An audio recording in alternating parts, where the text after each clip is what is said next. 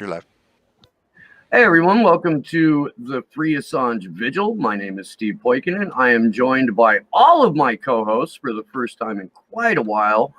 So we're looking forward to that. Kendrick Christian, Misty Winston, and Andrew Smith are with me. We will be joined by Alex Davidson. You may know him as Red Star Radio. He recently went through a name conversion after dropping a new album. So we're happy to have Alex today. Before we get to that, let me go through the numbers.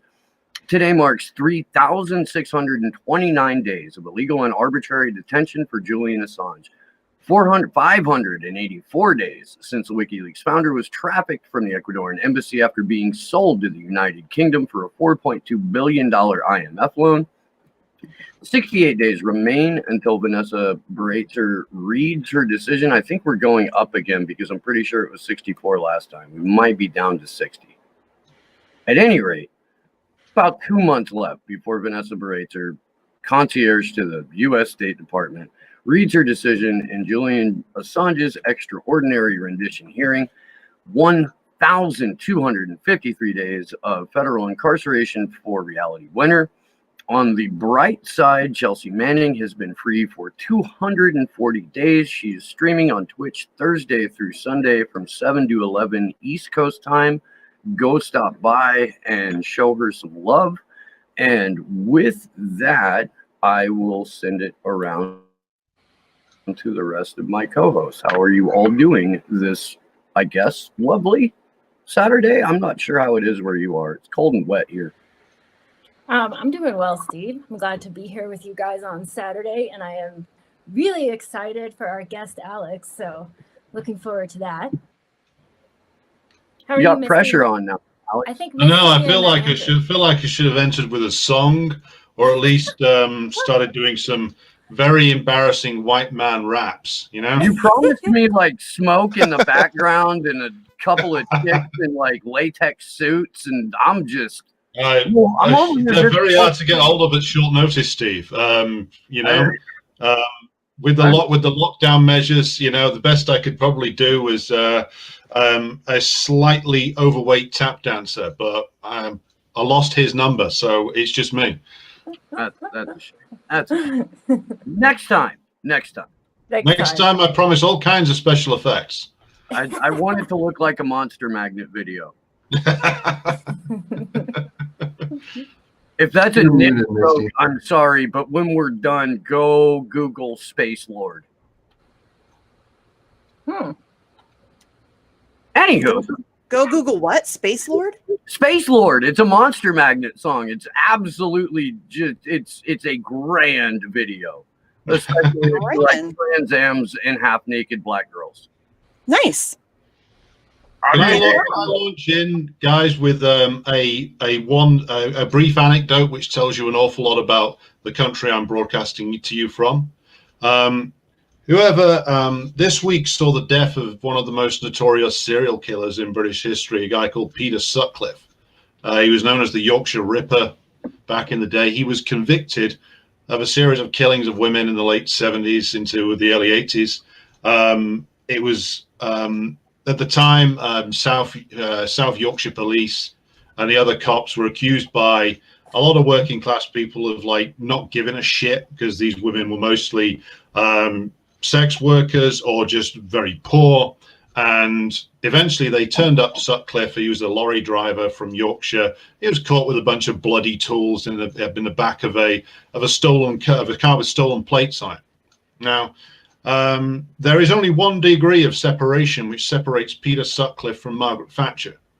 And that degree is a gentleman called Jimmy Savile, who I think you will all have heard of, a notorious multiple serial rapist and pedophile, who had access to the highest levels of the British government, who used to spend Christmas with Margaret Thatcher. Jimmy Savile also used to go visit Peter Sutcliffe in jail on the regular. They were from the same part of the county of Yorkshire. Now, I dropped that anecdote for a start because, first of all, it's weird as fuck. Second of all, it tells you an awful lot about the kind of people who run Britain. In that, you know, one of them was perfectly happy to spend Christmas for several years with a man who, even before he was revealed for being a 24-carat lunatic of the worst kind, was weird anyway. And he's only 1 degree of separation away from a serial killer, one of the worst serial killers in British history. And so he died this week. And one of the many rumors that always circulated about him was that he was the fall guy for a series of murders that the police were under pressure to solve.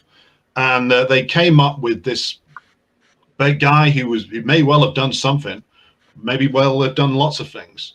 But the fact that he kept being visited in prison till Savile himself died by a notorious serial rapist should tell you quite a lot. And so that's one thing that was noted this week, but in passing, and then never mentioned again, because no one wants to dig into what that guy really did or who his friends were.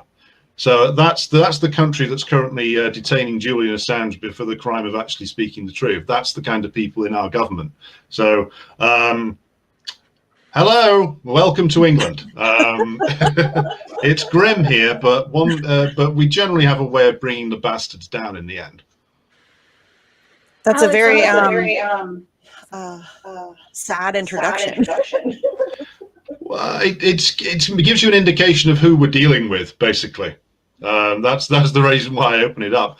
And the other thing I wanted to mention right off the bat is that we've got the so-called spy cops inquiry going on here at the moment as well, which is one of those inquiries where the conclusion will be nothing, because they're still doing all this shit. They've been forced into an inquiry because of multiple scandals over cops having whole families with women they met in activist circles and then running away and disappearing and popping up years later as Detective Constable James Baldwin or whatever.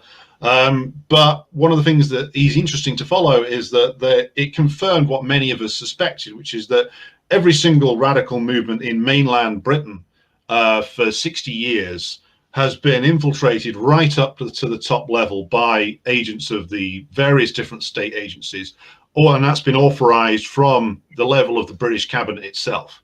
So it was confirmed that a lot of the the movements that were anti the occupation of the occupied 6 counties of Northern Ireland were all infiltrated right up to the senior level by not just informers, but direct agents of the various different police agencies. And so that's also who you're dealing with. It's like they've got a very long history of being able to get to the top and run these organizations, basically. So it's not just that you have informers, they run the whole thing.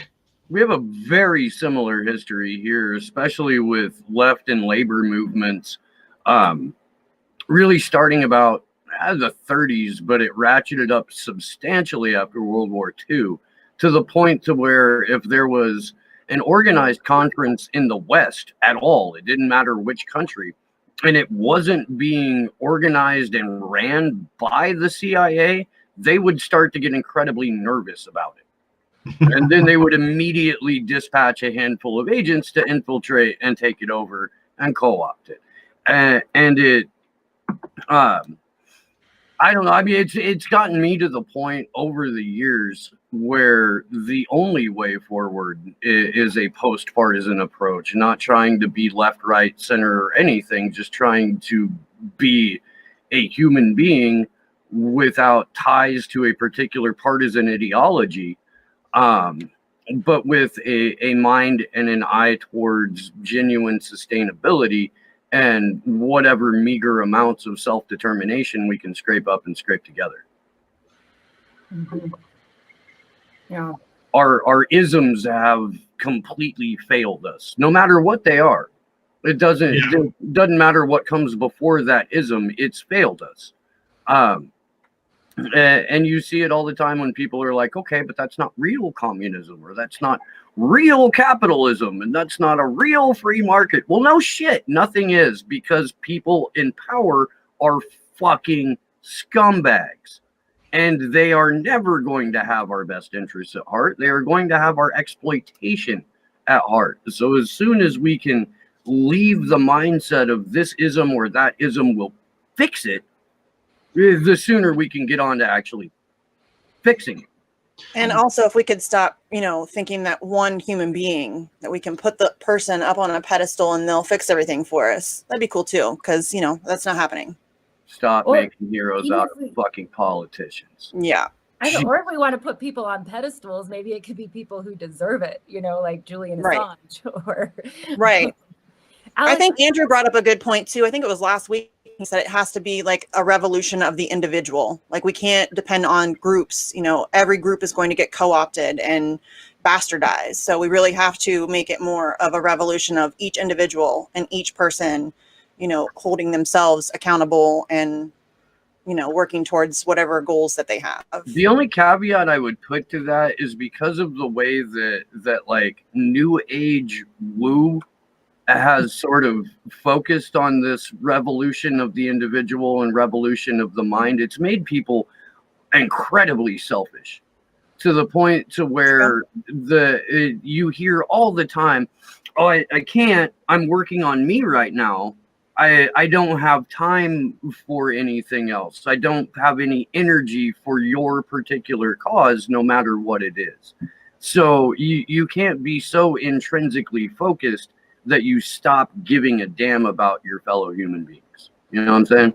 Yeah, that's a fair point. That's a fair point, I think. And to that point, though, I think it is okay to take time for yourself, especially if you're an activist. It is necessary for your sanity. So that's okay, but just don't do it so much that you shut everything else out. Yeah, it was the old line from what was his name? The guy from the Yippies. Was it Rubin? Jerry Rubin, who went from socialism in worldwide to capitalism in one person. Mm-hmm. Which was his sort of philosophical transition, and the transition of that whole movement away from sort of universalizing consciousness to universalizing your own ego, which capitalism is more than happy to sell to you at a very reasonable price, with added these days with added flag of your choice, be it a rainbow flag or an Azov battalion flag, depending upon whether you're which part of the Democratic Party coalition you're in. The Ukrainian Nazi wing or the woke wing, or maybe they'll come together. Who knows? With Joe Biden in the White House, anything is possible, much like the end of the old Charlton Heston movie El Cid, where they strap a corpse to a horse and ride him off into the Moorish Legion. So I just imagine Kamala tying him on, But if you say that on Twitter, you're a Trumpist and a fascist and a racist, and probably need to be sent for deprogramming, but in one of AOC's woke camps. But only if you made the blacklist, which if you said that, you have made AOC's list. Yeah, definitely. And she's definitely not somebody who was recruited by the CIA at an early stage. Definitely not. Definitely not. Definitely not right around the time she started that internship for Justice Kennedy. Definitely not then. Definitely nothing happening there. Don't look Nope. there. Don't look there. In fact, looking there makes you more racist. But speaking of the Azov Battalion and Ukrainian Americans, we did on Facts on the Ground. We just released an interview with Moss Robeson, and we dived. He's doing like a 3-part series on the Ukrainian American lobbies and what's going on. There's a lot of infighting and a court case going on. So we released that yesterday, and that dude is super fascinating. He knows so much about it. He's really focused on like the Ukrainian American diaspora, and he's just always a great conversation. He's very knowledgeable. Yeah, the whole Ukraine business should have ruled Biden out for running it for anything other than, even the local dog catcher position should have been beyond him.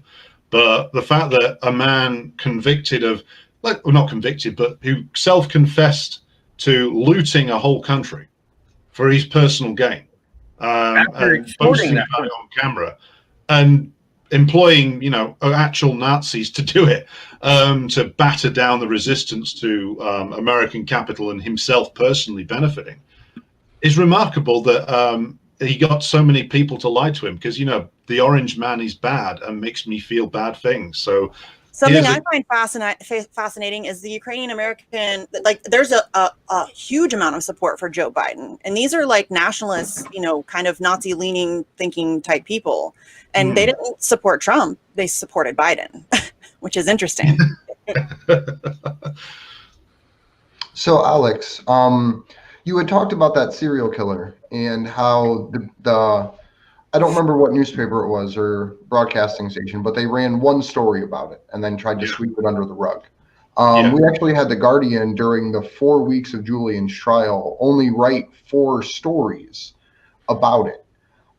So I was wondering if you could talk a little bit about the overall state of the media in the UK, because we've seen statements from Julian come out years ago where he's talking about how we may just be in a better place as a planet if we didn't have mainstream media at all. British media is like a sort of more aristocratic and hidebound version of the American media. It's slightly less hysterical traditionally, but that's becoming less and less true as time goes on.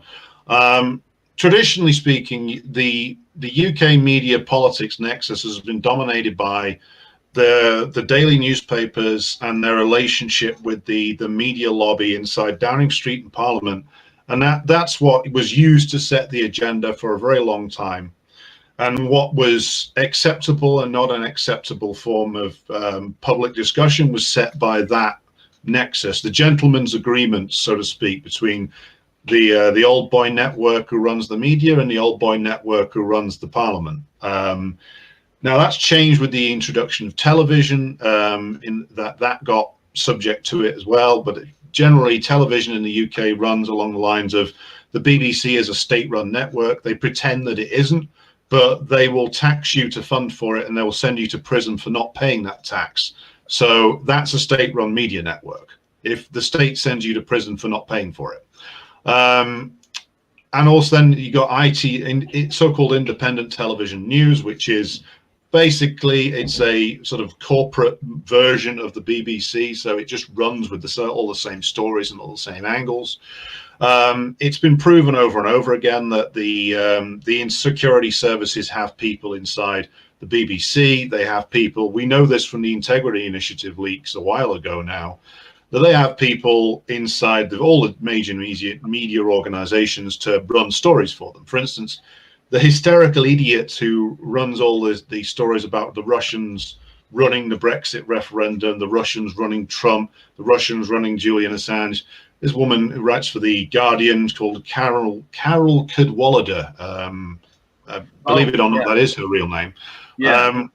She was named in the Integrity Initiative leaks as having attended their briefings, and she said she acted dumb when asked about it. It's like, oh, I didn't know what briefing I was in. Like, no, you did. So if you're gonna lie bigger. Come on. There was another one, a guy who's also a big-time neocon, ex-Trotskyite named David Aronovich, who's sort of a professional war propagandist. He made his name in the early 80s when he was still a communist. He went on a game show and answered every question with the word Trotsky. Turned out he's had a long and profitable relationship with the security services, which, given our slightly early discussion, shouldn't be a surprise. I'm sorry to interrupt, but isn't that a Monty Python bit? No, that should have been, but it was real. The Monty Python bit was funnier, and it probably involved less money. Were they actually, they had, what's his name, fucking dressed up as Karl Marx and whatnot? Yeah, literally on a quiz show. John Cleese dressed as Lenin. Yeah. But sorry to completely derail that there. It's how my mind works, by the way. It's all part of the triptych that we're painting, Steve. The UK media is essentially a closed shop old boy and then now old girl network. And I know quite a bit about it because I wanted to be in it for quite a long time. When I was younger, I went through my university course with the idea that I was going to apply for a job on the local newspaper and go from there. But what changed that was I went to a talk by a guy who was just retiring from print media, and he said, "Don't do it. Don't do it. The print media is becoming. There's no chance now of getting an interesting story, even about a local issue, in most print outlets, because the advertisers are running to being online, which means they're more and more dependent on a few big rich people to fund these things. And so it's just becoming like free sheets that are handed out on public buses and trains. And it's not the kind of thing, to use an old English phrase, it's not something you'd even want to wrap your chips in anymore. So there's the only way you can build a career in print media in one of the legacy operations is to be rich unconnected already. Because to get something out of, see, if you want to write for the Guardian, for instance, even before it got turned into like a clearinghouse for MI5 and MI6, which is what it is now, you would have to spend years interning and working for nothing in London. Now, you know from American cities like San Francisco and other places, just or New York, how expensive that is just to live, even in the cheaper areas. So to work for nothing for years and years and years, you can't do that unless you've got a family money or a connection paying for you to be there. So that breeds a certain type of person with no ideas, no spine, and no nothing, who is more than willing just to print anything that is put in front of him. Like, here you go, there's the story from the Ministry of Defense, write that up. And that was literally confirmed in a book by Nick Davies, who I believe worked with Assange on some stories. He wrote a book called Flat Earth News, where he confirmed that a lot of this, because of the way the newspaper industry had gone, it was all just press releases. Government press release comes in, journalist writes a paragraph introduction, stick it in the print edition or online. That's the story. And so all of the way this is set up, it's set up to institutionalize the class power of the ruling class in Britain, because it's them that makes up the journalistic profession more than ever. I mean, 100 years ago, like some regular guy or might have been able to work his way up. Even then, though, that was pretty much a myth. But now any possibility of that is gone. It is just literally the sons and daughters of the elite, and that's why they're all so fucking stupid. So wait a minute. Are you telling me that Luke Harding is not a good journalist? No, good old Luke. You know, in the manner of Britain being a small nation, we have played cricket together. But I'm joking. But I think Luke Harding is a great example of, like, you can never go wrong by doing what you're told in British media, but not in American. In American media, it's probably the same case, because he's such a man willing to undergo public humiliation for being wrong, but confidently asserting it, which is what a British private education gives you. It's the confidence to be completely wrong at all times and in all places and about all things, but not have that dent your confidence at all, because most of the time you don't get challenged anyway. So yeah, he's like a dollar store Luke Harding then, because his kink seems to be getting dragged on Twitter. Yeah, I mean, I think I'd have him more as the sort of as a sort of 50-cent version of it, not the rapper, sure, but the monetary value. Yeah, like a thrift store Luke Harding. Yeah, thrift store Luke Harding. So yeah. I'm just going to be online. He's going to be online constantly getting owned and just enjoying the hell out of it. Just the way Bernie Sanders is cheaper than hiring somebody to pee on you. I don't know. We've strayed into X-rated territory already, but it's all for I think that's good news. We're 27 minutes in, man. We waited long enough. Yeah, that's probably like a record for how long it's taken. I mean, you know, it is way different than my show where we jump into that during the introduction. So my very long-winded answer to your question is that it's no wonder that it's an absolute shit show. But that it's one of the more positive things recently is the fact that a lot of people have just flat out stopped listening to it, because especially with this lockdown shit, because it's become so incredibly obvious now that the government has lied all the way through it. And now people are just starting to even people who I previously would have said they're not political in the slightest, just look at the government's announcement and go, well, I don't believe it. I don't believe it, because the rulers have created a hermetically sealed bubble for themselves where no reality is allowed in. They're now caught by surprise by the fact that their propaganda is just falling completely flat. So like all this stuff, we need a new lockdown, completely disproved by their own figures. Like you read beyond the headline, totally wrong. Cases are going up to record levels. Again, own figures show completely wrong. There's going to be 8 billion deaths in a week. Again, completely wrong. So people look at it as they think the entire British population is as stupid as their offspring is. But now you see like public parks like filled with people, not social distancing. You see that people are refusing to close businesses down. So naturally the response is they send like 8 armed cops round to force some guy in Liverpool to close his gym down. Like literally they send more cops out to that than they do some poor sod getting mugged in a car park. But that's priorities for you.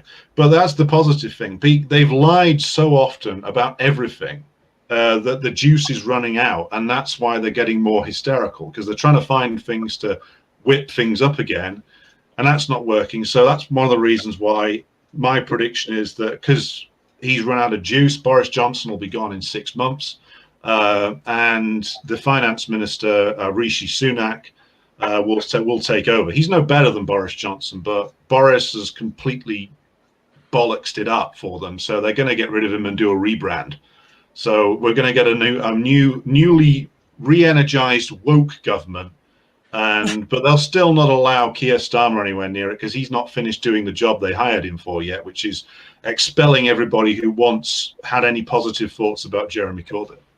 He's on his way, though. I mean, my God, man, what the Labour Party has become in the last 5 years, it is just. I mean, they're the Lib Dems with like woke quotes. Oh yeah. Well, this week, one of the things that was disgusting about after the I'm going to use air quotes election of the corpse formerly known as Biden. Question the result of the election. You not only hate America and freedom and kittens, but you are also on some sort of just secret AOC list. Yeah. I can feel a rainbow flag drone heading in my direction as I speak. The thing about that was the disgusting thing about it was you had all these Labour Party politicians with like socialist in their bios talking about how Kamala Harris is an inspiration. I thought, and to which I was just replying to them all with the picture of either Biden hugging Bush or Harris giggling about locking up the parents of like truanting children. And I thought, you people are just beyond. I used to think that they were liars and cowards and completely full of shit. Now I still think that, but I think on top of that there is just a level of complete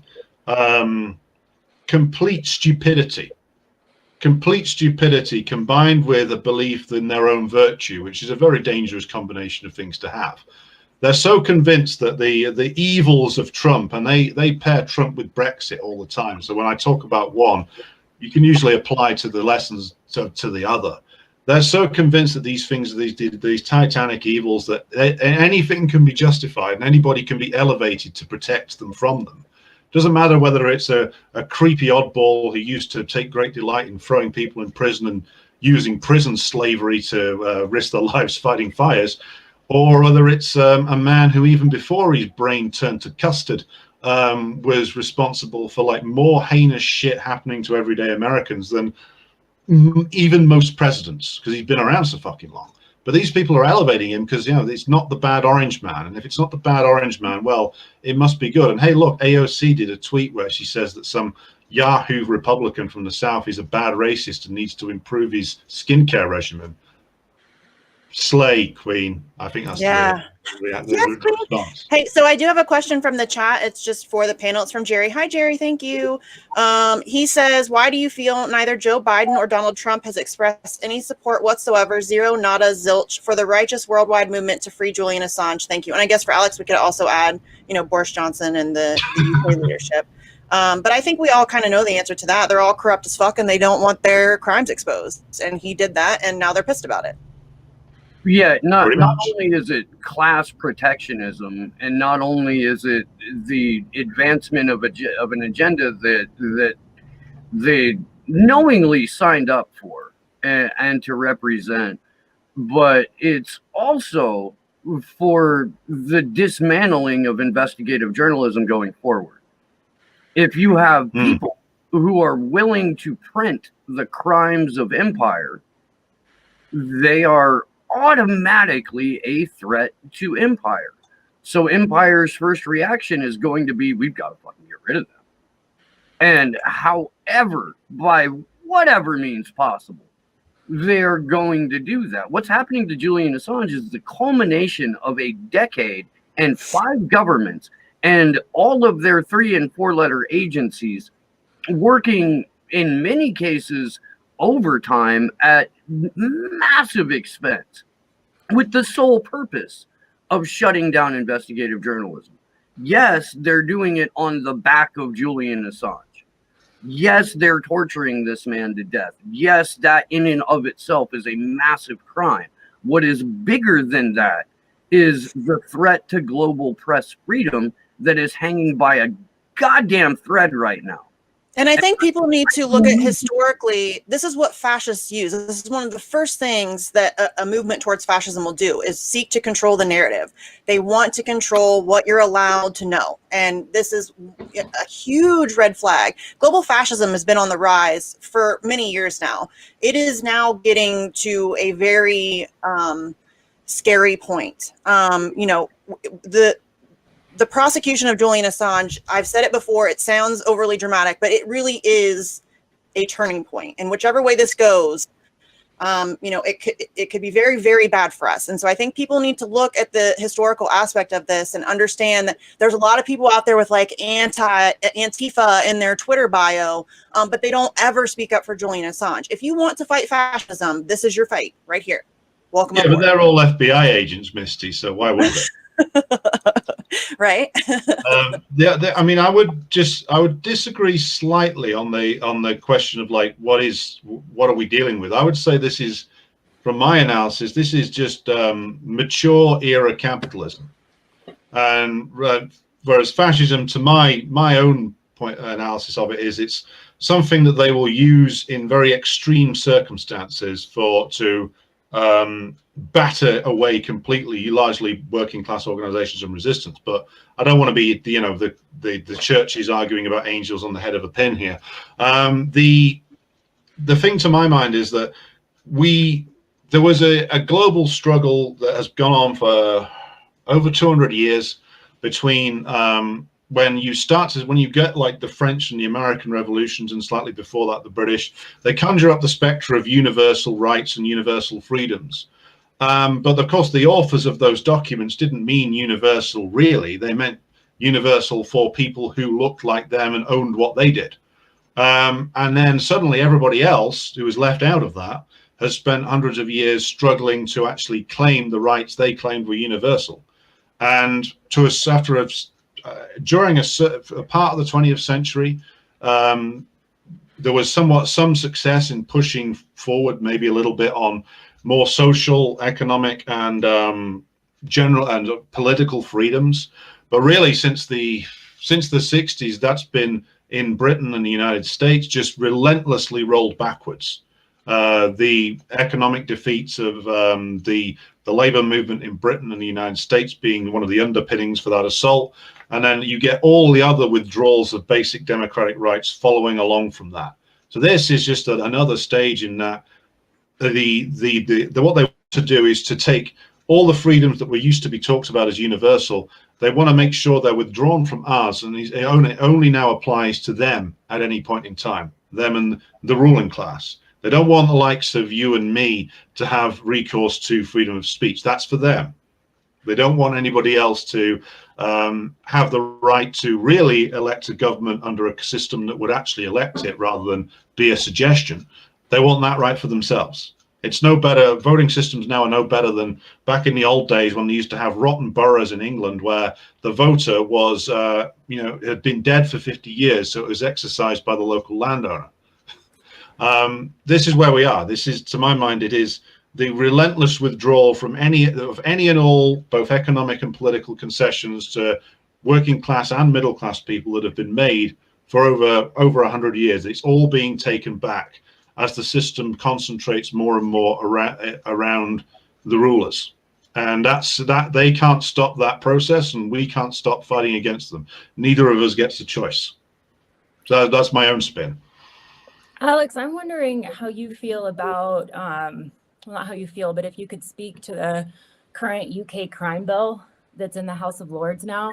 And also just, I mean, since the, as we're waiting for the ruling on the extradition hearing, it's just, in the meantime, since even the hearing's been going on, we've seen them try to, in the UK, and you can speak better to this, and please do, but basically excusing war crimes for the military. Oh, yeah. And also we have the spy bill. And I was just wondering if you could speak to that more, because it seems like the gas pedal's really been on since Assange's arrest.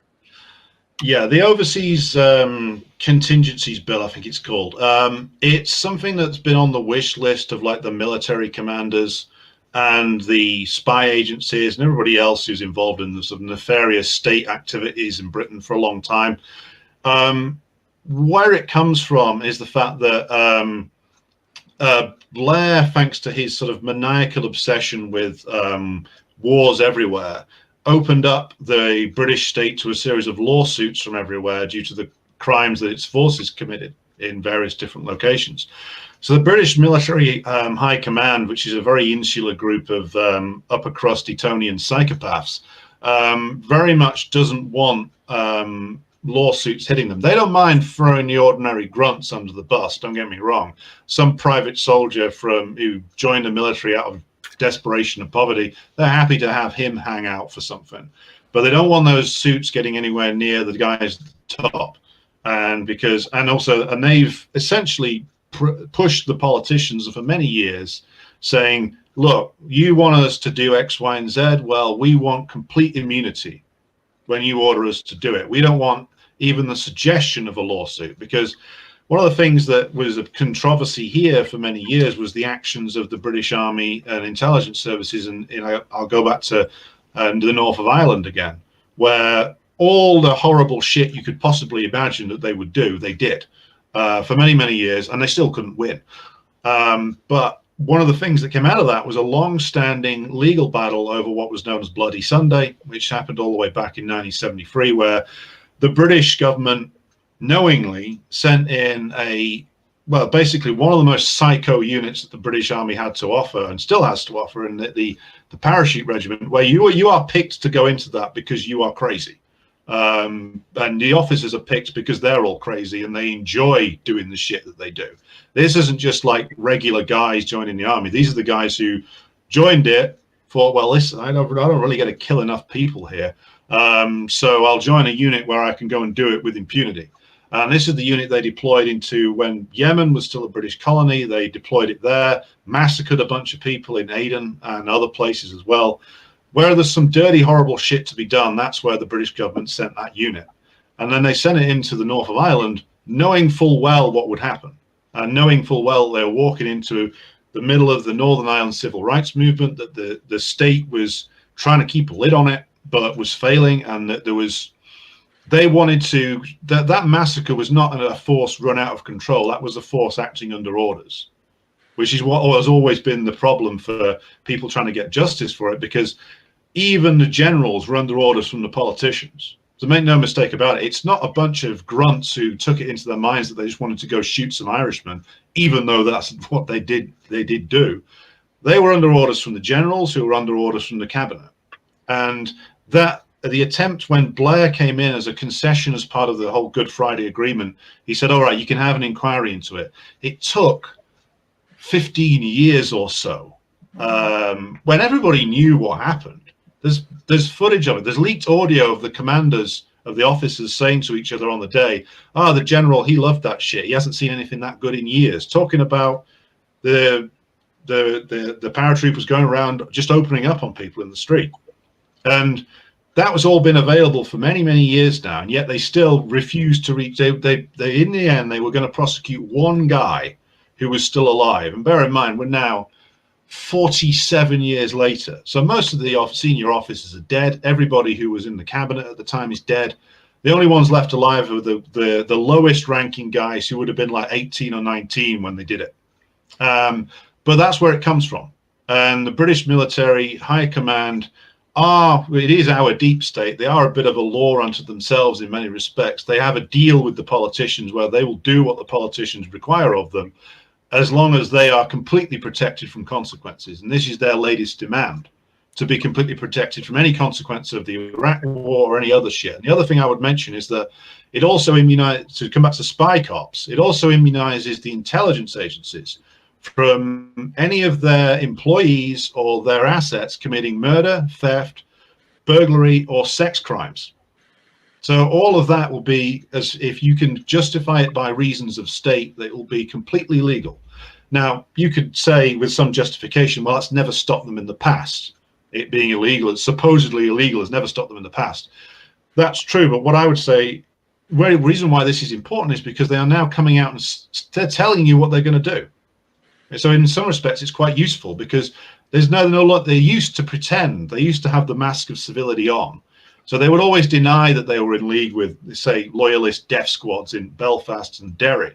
They would always deny that they were funneling arms to the Saudis. They would always deny that they were building a super gun for Saddam Hussein, even though they did do all that shit and eventually got caught doing it. Now it's all just right out in the open. So now they're saying, well, to basically, their argument is, well, to maintain control of even Britain itself, we need the right to go out and shoot anybody we like, murder anybody we like, break into anybody's house, employ lunatic serial rapists like Jimmy Savile to go around and do horrendous shit to people, because all the techniques that the British Empire pioneered to hang on to its holdings overseas, to hang on in the north of Ireland, they're now going to be applied to all of us. They always have, but now it's all out in the open. And they want you to know that there is no way you can challenge them. To the point to where the Food Safety Administration is included in the list of organizations that now have the right to rape and murder you with impunity. Oh, yeah. Now, why the Food Safety Administration? Any government agency. Any government agency is included. Yeah, no, we did a couple of shows where we went through a significant portion of the text of the bill and its origins, going back to was it RIPA in 2003, and yeah, man, it is fuck nuts is what it is, and that's about as polite as I can be at the moment. Oh yeah, and if they will get away with it, because, and this is one of the reasons why Corbyn was done in, because for all that I come out in rage thinking of the time I wasted on that guy's campaigns, he had a history of actually opposing things like this when he was a backbencher, and he wasn't part of the club. That's why he had to be destroyed. Much like Sanders, he ended up cutting his own knees off. But it says a lot about where we are, that even the smallest deviation from the norm is responded to by like bringing a hammer down on them, as like there was the old Hunter S. Thompson phrase, the £1 million shit hammer.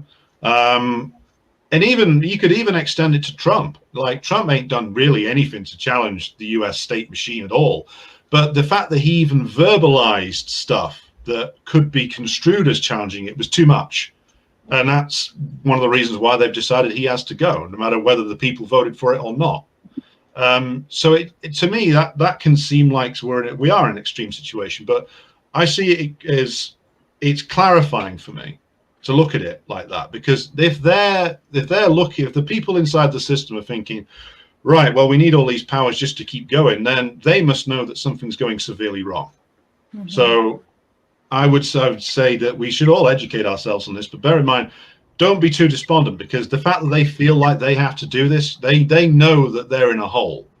Well, here in the U.S., we have the craziest shit happening between Russiagate and QAnon, to where there are two counter-reinforcing propaganda efforts, where you have QAnon as a limited hangout, admitting to people that, yes, this is a psychological operation. Yes, there's global pedophile rings. Yes, there's people that are above what we see even operating in a daily basis as law.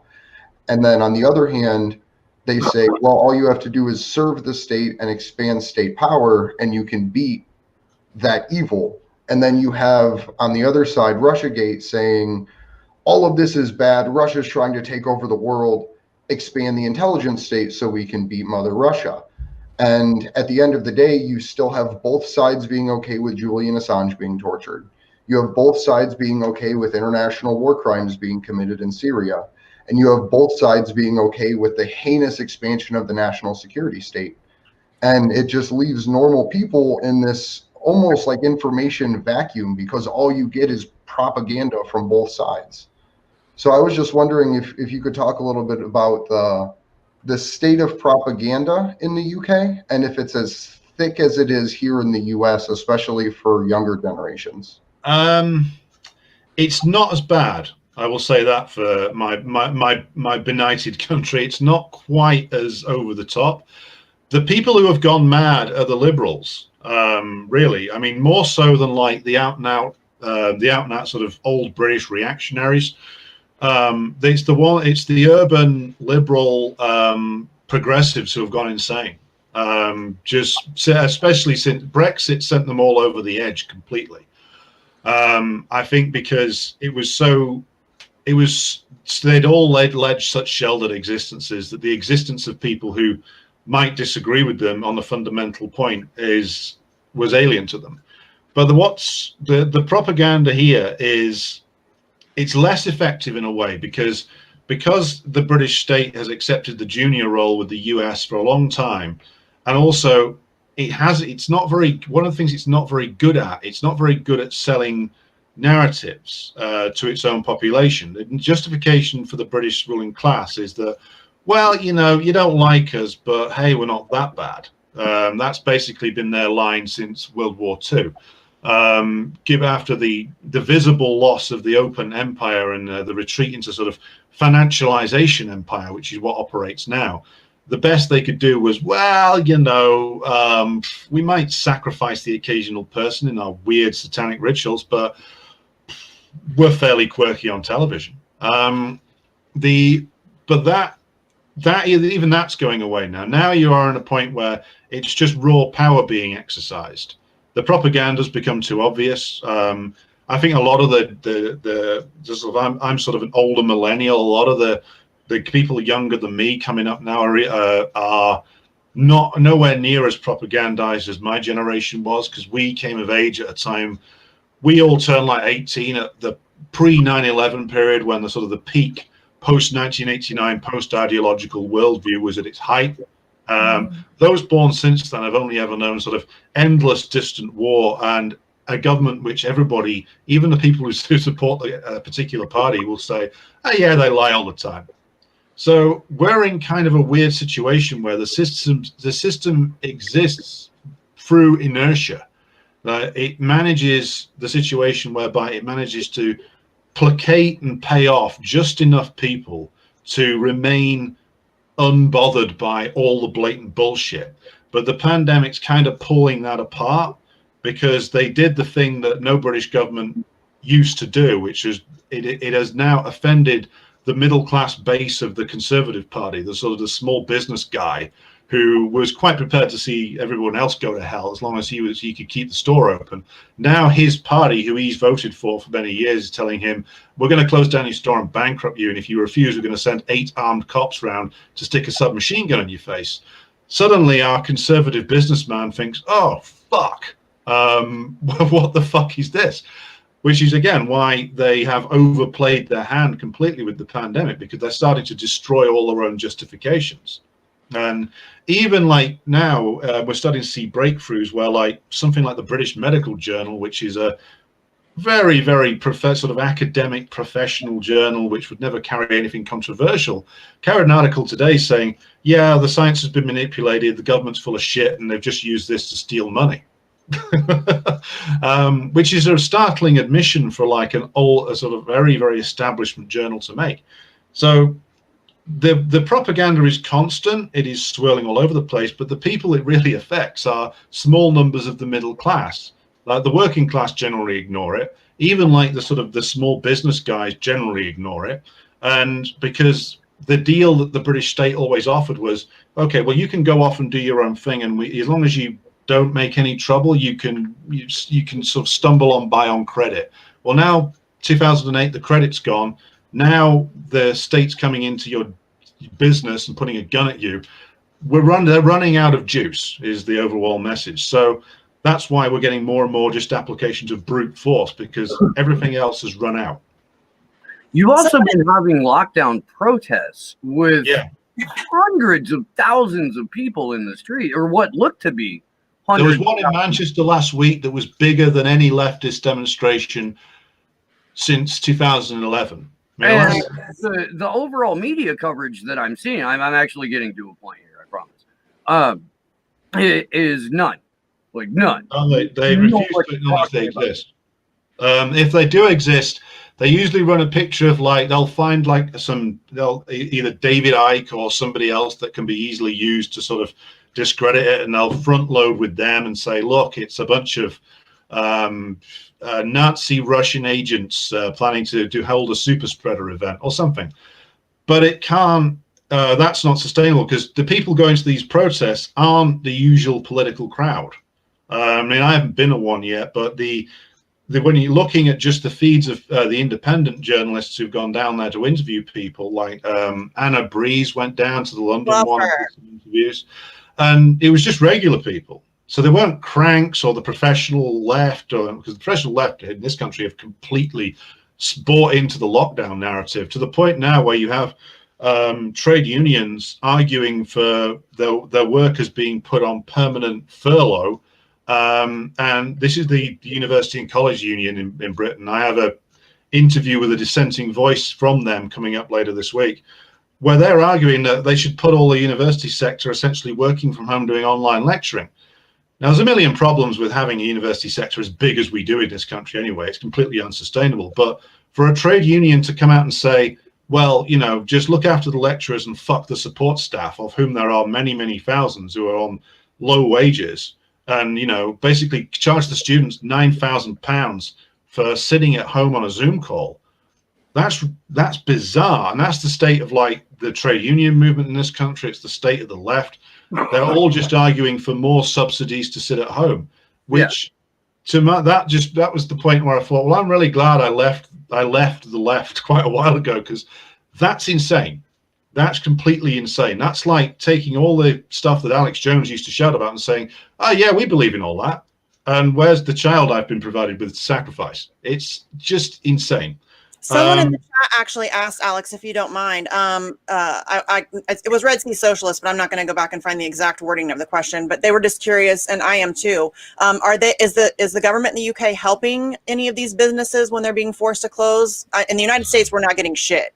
So yes and no. I mean, there were schemes available in the earlier lockdown that businesses could apply to, but as I've worked in the government bureaucracy in 2 different government departments, to apply for anything from these people, you would need a degree in statistics and probably astrology just to fill out the form.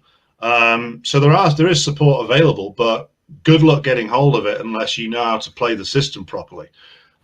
They have thrown a lot of money at companies, the bigger companies, telling them not to lay people off, knowing that would be politically disastrous to have a mass unemployment figure. But in terms of support for smaller businesses, limited and very difficult to get a hold of. We haven't seen the full consequences of it yet, because essentially the full consequences of lockdown haven't presented themselves. But if the economy tanks, we're going to see a real problem with a lot of, like, middle-class bankruptcies triggered by COVID, but also because a lot of small businesses are run on a wing of prayer and whatever limited amount of credit they can get. And if the current flow of income from the customer base is interrupted, then it goes pop, which is what we're going to see once the economy starts to go to shit.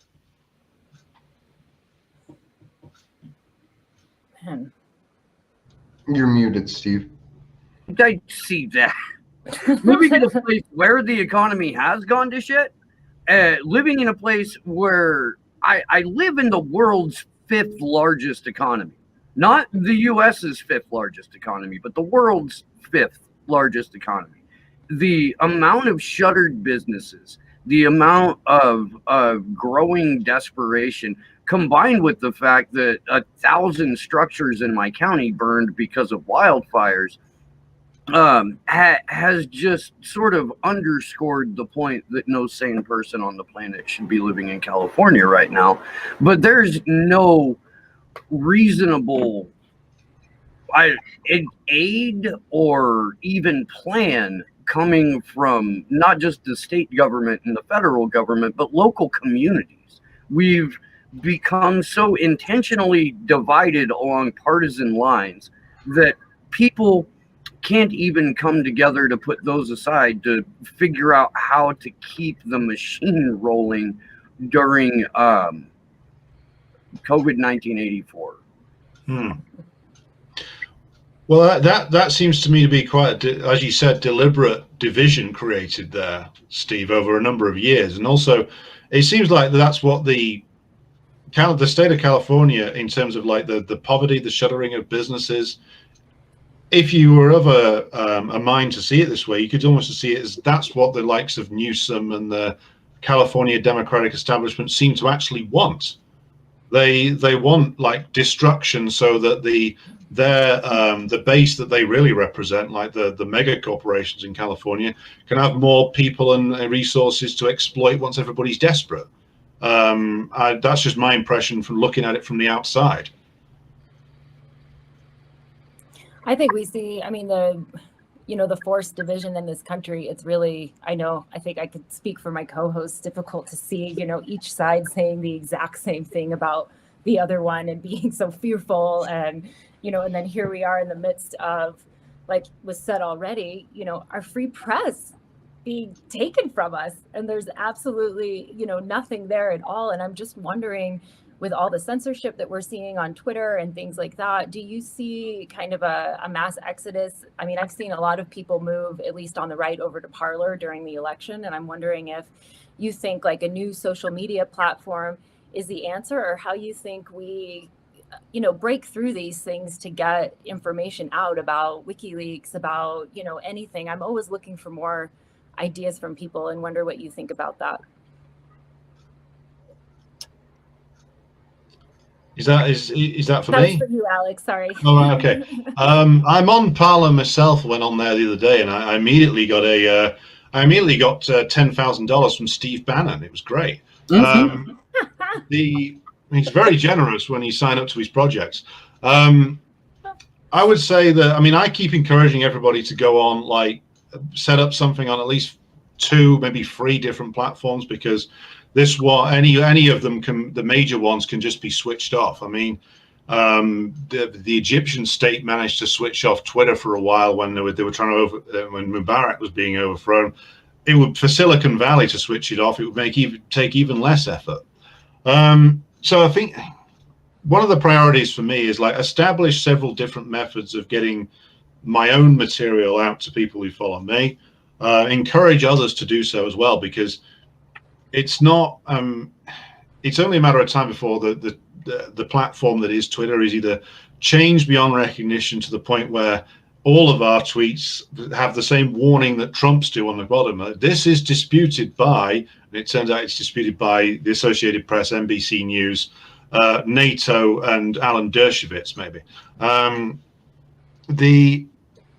So that's a priority, building up other platforms. The other thing is, I think the people are open to the idea that a lot of this shit is the so-called public sphere is just basically a marketing exercise in creating as much fear and division and loathing as possible between to cover the fact that they're, whether it's Labor or Conservative or particularly Republican and Democrat, that it's just two halves of a bunch of ultimately hyper-exploitative business class interests looking to turn everybody else against each other, so you don't look at them doing the theft over in the corner.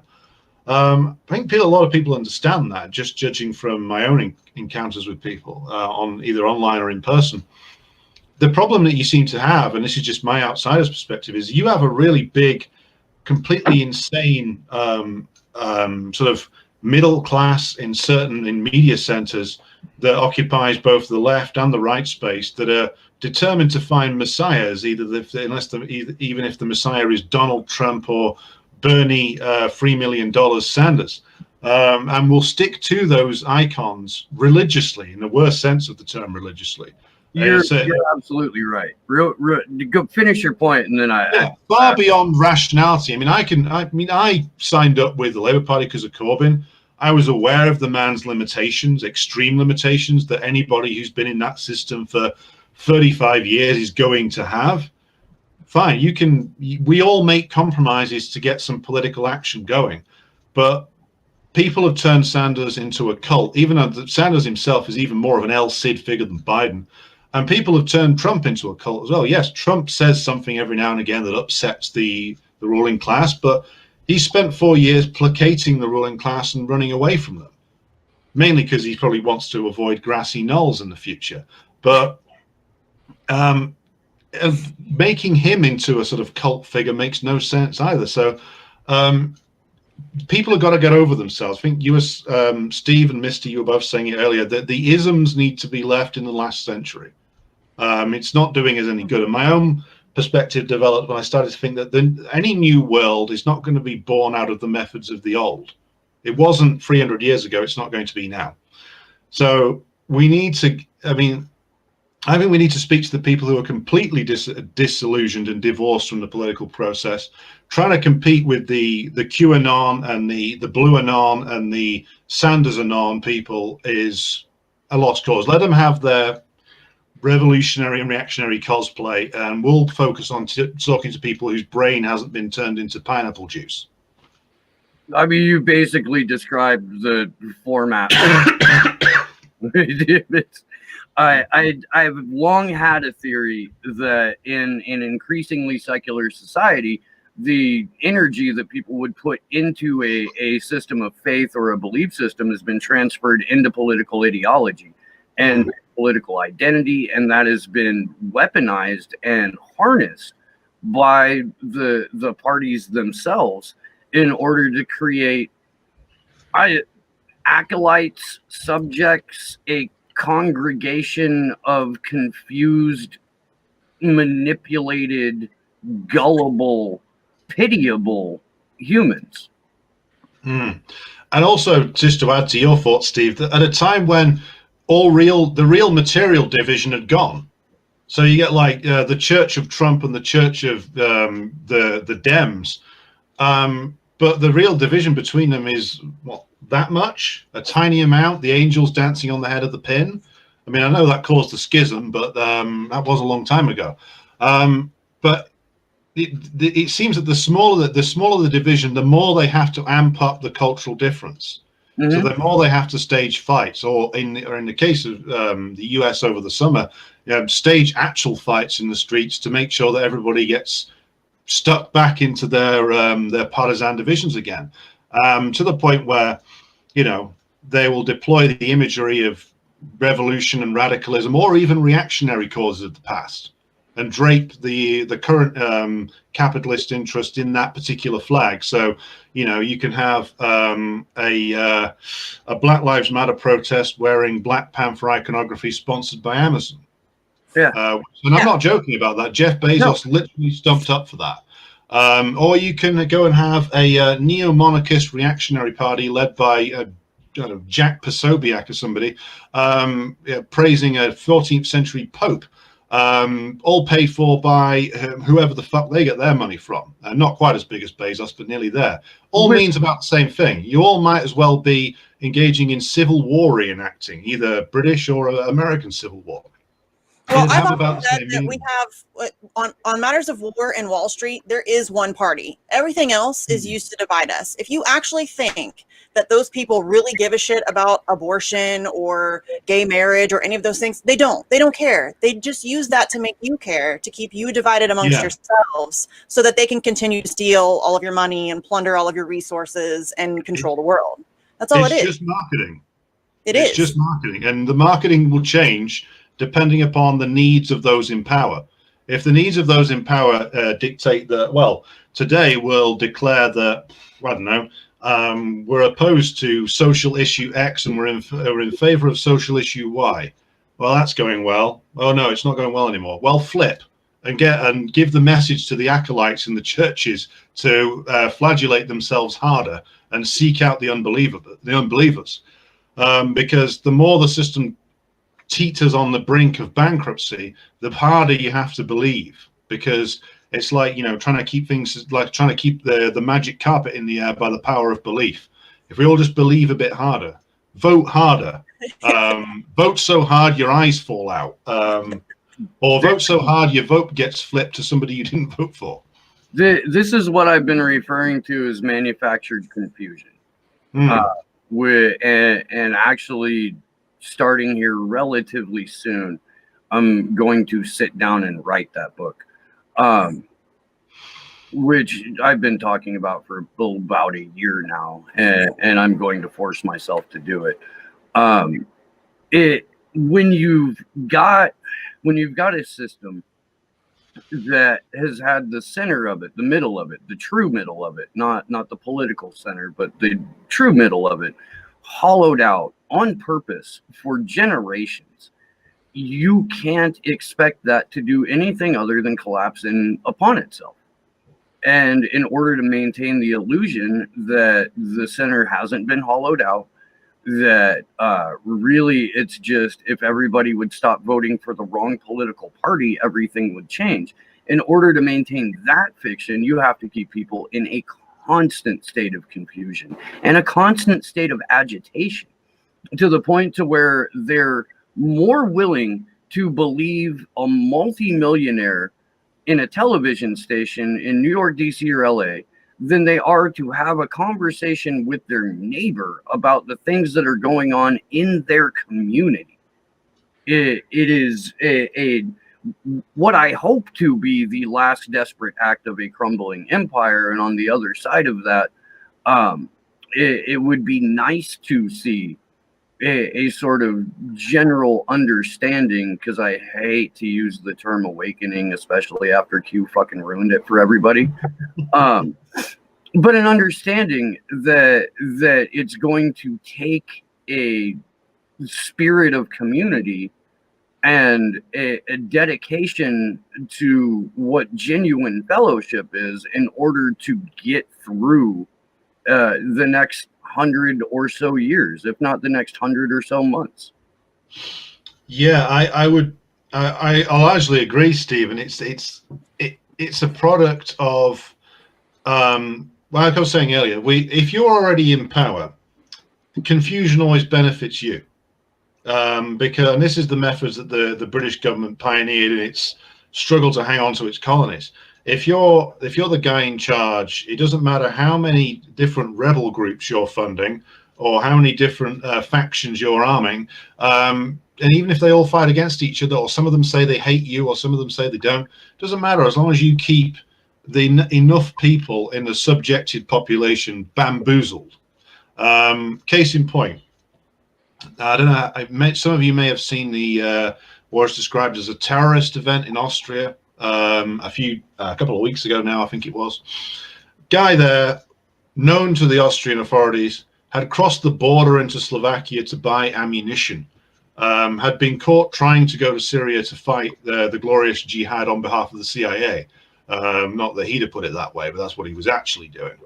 And the Slovaks reported this guy for trying to buy a fuck ton of ammunition with no gun license to the Austrians. The Austrian intelligence services and police sat there for 2 months and did nothing, you know?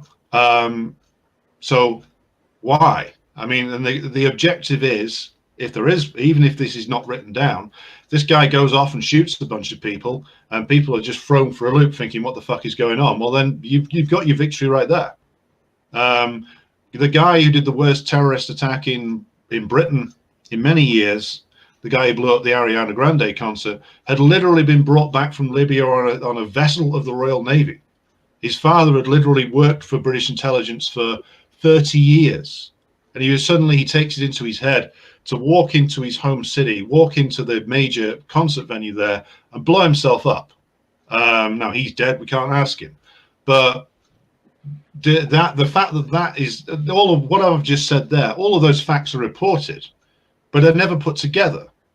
So it's just more confusion, more fear. In the run-up to that election where it looked like Corbyn might have a shot, we had that, and we had two other incidents of guys leaping out of vans and just knifing people on London Bridge and around their central London. All of them known to the intelligence services, all of them had been through some sort of de-radicalization program or released on license. And so when you see all of this, and then some people will say, well, the state's just incompetent. And I'm thinking, well, if the state's that incompetent, everybody involved should just line up Japanese style on Tower Bridge, stick the knife in and fall into the Thames. But the state's not that incompetent. So then you have to ask the question, like, what is really looking to be achieved? And that's why you can understand so much of the modern world from the prism of Syria.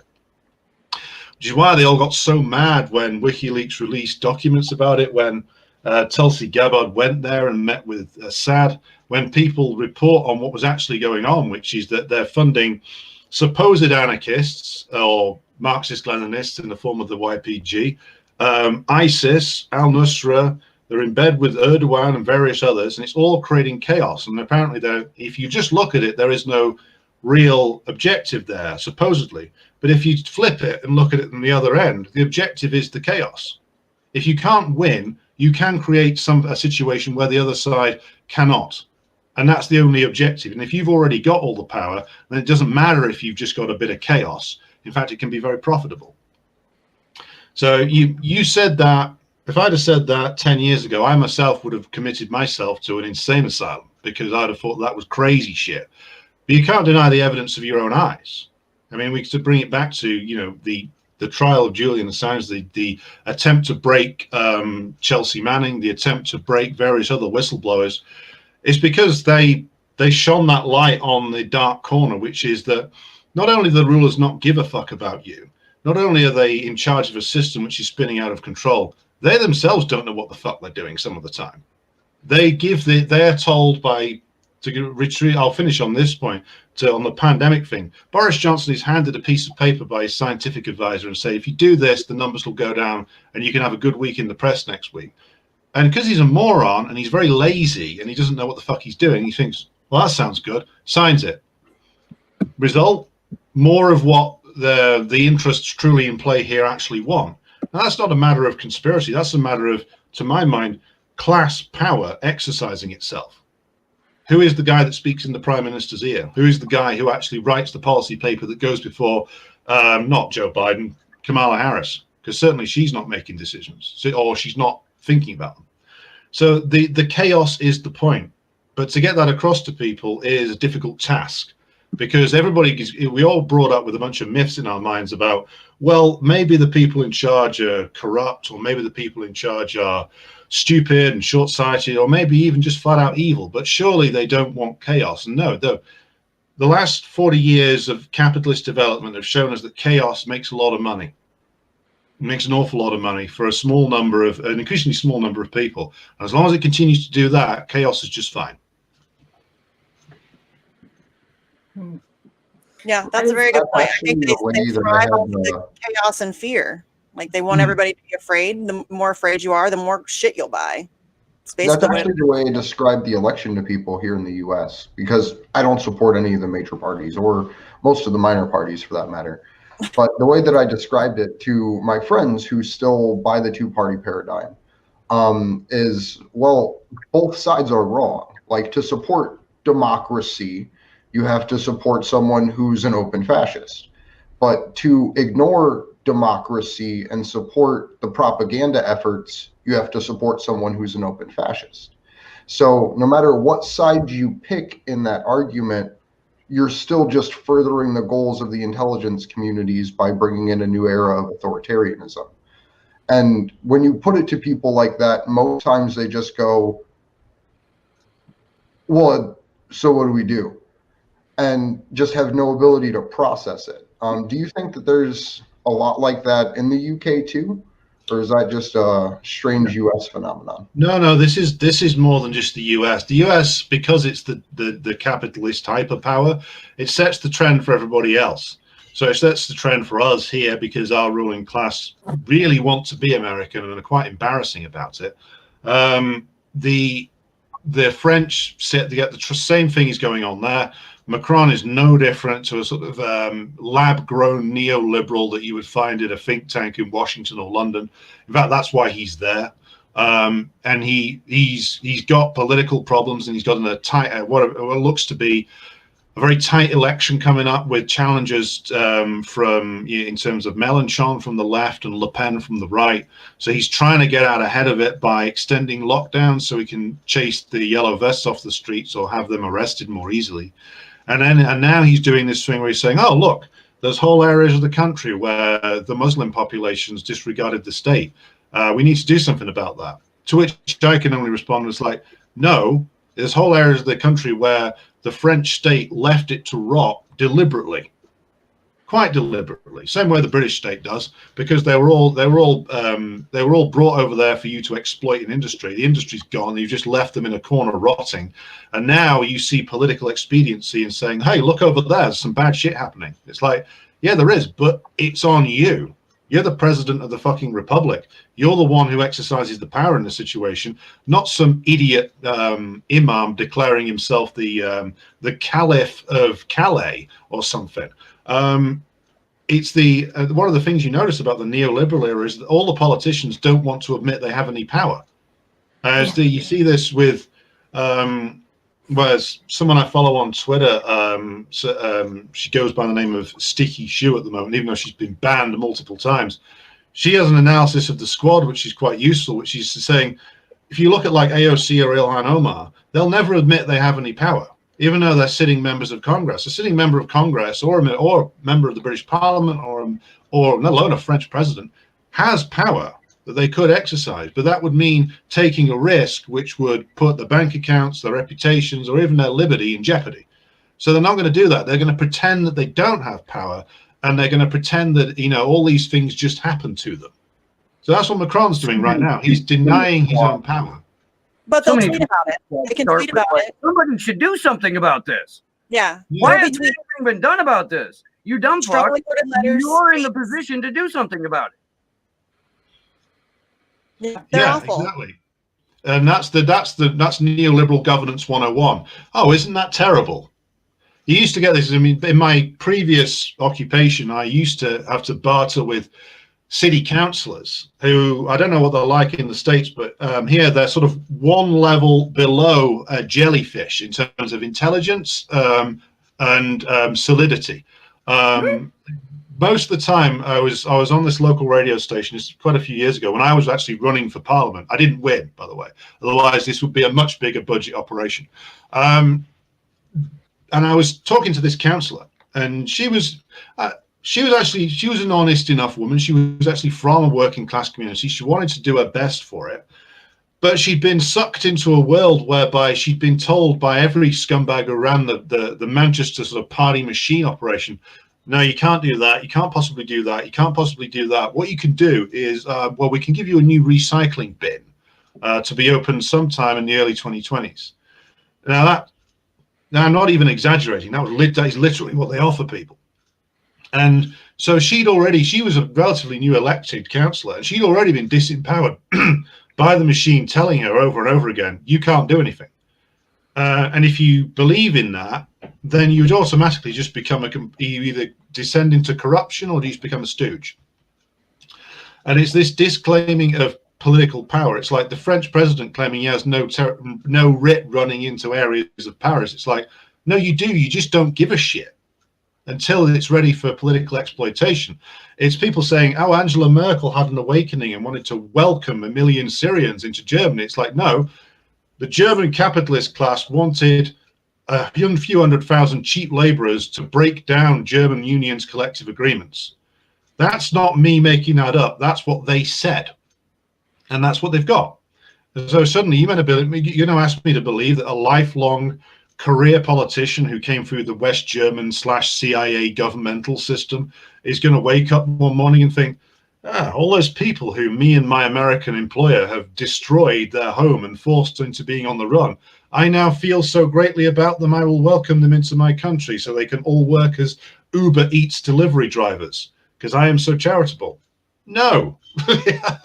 But that is bought because it's like, oh, I am just a humble servant of the the German people who wants to welcome people in. It's like, no, this is all economics and power. Everything is a move of economics and power. It's just that some people like to really pretend that it's not. So that's why you end up with like inspirational politicians saying, I have no power, but you should give to charity. You penniless American who's lost his job, lost her business, has been only receiving barely any unemployment checks because, you know, my political party opted not to do another stimulus at all. You should give to charity, not me. Or if you're Ilhan Omar, who funneled $2.5 million into her husband's political consultancy firm, I shouldn't do anything. You should, which is truly disgusting. It really is. And almost with the, you know, the statements of like, you know, how people, you know, it's always, I can't do anything because of the left, or I can't do anything because of the right, or whatnot. And then that, but interestingly, it seems like it's almost somewhat of an honest statement, because really what they're saying is that we have no power. You know, they're supposed to represent us as people, and they say they can't do anything. And then so it's like, so guess what? You know, you can't do anything either. And it's just, it's a really frustrating situation that we're all in, especially in America right now, seeing with Andrew.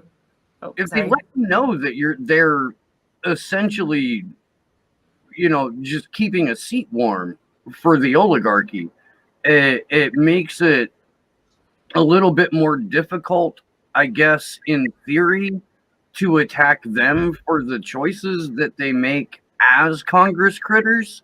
Like, it seems like it's almost like plausible deniability, or some form of, like, you know, preemptive ass covering on the part of these Congress critters to be like, well, what do you expect us to do? I mean, we have like 535 people here, and I'm just one person. But if you don't vote, one person can make a difference. Yes. What drives me nuts about that too is that there are these people that are defending them and making all these excuses for them. And, oh, well, what do you expect them to do? They're working within this system. They have to, you know, be nice to Nancy Pelosi. Then what is the point of them? What is the point? What is the point of working within this completely corrupted system if the people that you elect to go in there and challenge the system can't do that, and you're going to make excuses for them? That makes no sense. Make up your mind. Either you want to elect these people to go in and flip some tables, or you're admitting that that's a failed strategy and we need to do something else. Well, we had that discussion, I think it was behind the scenes the other day, Misty, about how electoral politics has just completely failed. And really the only reason someone should engage in it at this point is to flip as many tables as possible. So I hope that that's something that we can inspire people to do, at least in some way and at some level, whether it's city council, school board, state house of representatives. Just find some seat you can grab that you can just throw the table in the air and try to turn at least a portion of it for whatever time they allow to do so, because we still can make big progress locally. It's just most people don't even know who or what represents them on a local level. Yeah, even if you can't get elected, run and cause chaos. Developers and tech. That's who represents us locally, is real estate developers and big tech. Yeah. And that's manifested through the city council, where they can paint Black Lives Matter on the ground, but can't do anything about the cost of living, or the fact that we keep moving our homeless zoo because nobody gives a damn about the homeless until they're near their backyard, and then they go, my property value is going to go down, you better get these fucks out of here right now. Yeah, well, we have the same here. I mean, our homeless population in Manchester went from almost zero to now like uncounted hundreds. Within 2 years, it shot up due to changes in how they were paying people's housing benefit, because suddenly they weren't paying it directly to the landlords anymore. They were giving it to the people directly, and these are the people who a lot of them had addiction problems and various other issues whereby it wasn't necessarily a good idea to give them the rental money. And then lo and behold, what happened? Suddenly they were all out on the street because the landlords then saw an opportunity to evict and sell on when because a lot of these areas were up and coming. Now you have a mayor of Greater Manchester who's this plasticated Lego man who I have had the enormous displeasure of meeting, and who he has that thing with a politician where he has that sort of handshake that's just about strong enough to make you convinced that the person has a pulse, but not quite strong enough to make you think it's an actual living being and not a computer program run through a flesh sack. And I said to him, well, what are you going to do about the fact that we have no public housing stock left? We have a growing homeless problem. And he looks at me right in the eye and he says, that's a very severe problem. We're going to look at it. Then he moved on to the next person. I thought, wow, congratulations. A whole sentence, not a single word that meant anything. But then he went on to give a speech where he spent an hour saying nothing. So he's a truly talented man when it comes to sort of neoliberal drama. But the fact, and you see all the major cities now have a homeless problem, all of them. And all the cops do is turn up, harass them, move them on when business complains. That's it. That's the one remaining function of the state, is to keep the homeless population on the move until eventually they all congregate under one railway bridge at the end of the city. And then people complain and say, oh, well, look at all these people when I'm getting off the train coming to work. And I'm thinking, yeah, commuter belt guy, it's funny, isn't it? Like, you who live outside the city, commute in and love the gentrified areas, are somehow angry that the consequences of your shitty lifestyle suddenly hit you in the face when you get off the train. My sympathy is practically at zero.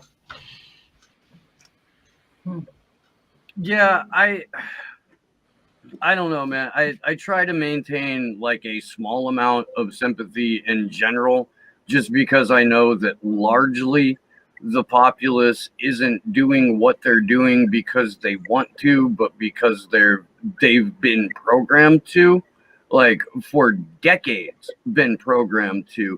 And as easy as it is to say, oh, well, you could just snap out of it.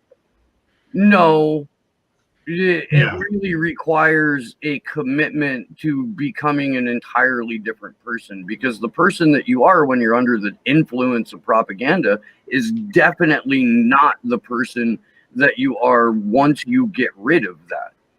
You know, I think it's also scary for people to take on the fact that your entire existence has been a lie. Everything you've ever been told about all of these things is bullshit. That's a lot for somebody to face. I think that's a really terrifying concept to, you know, really examine everything and realize that it's all bullshit. The easiest way, I think, to describe it in terms that people would be able to understand readily is it's, you know, basically like quitting booze or quitting some form of drug, to where the person that you were is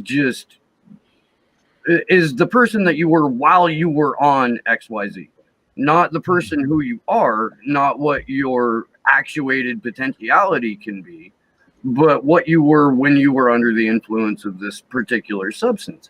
And quitting ain't easy.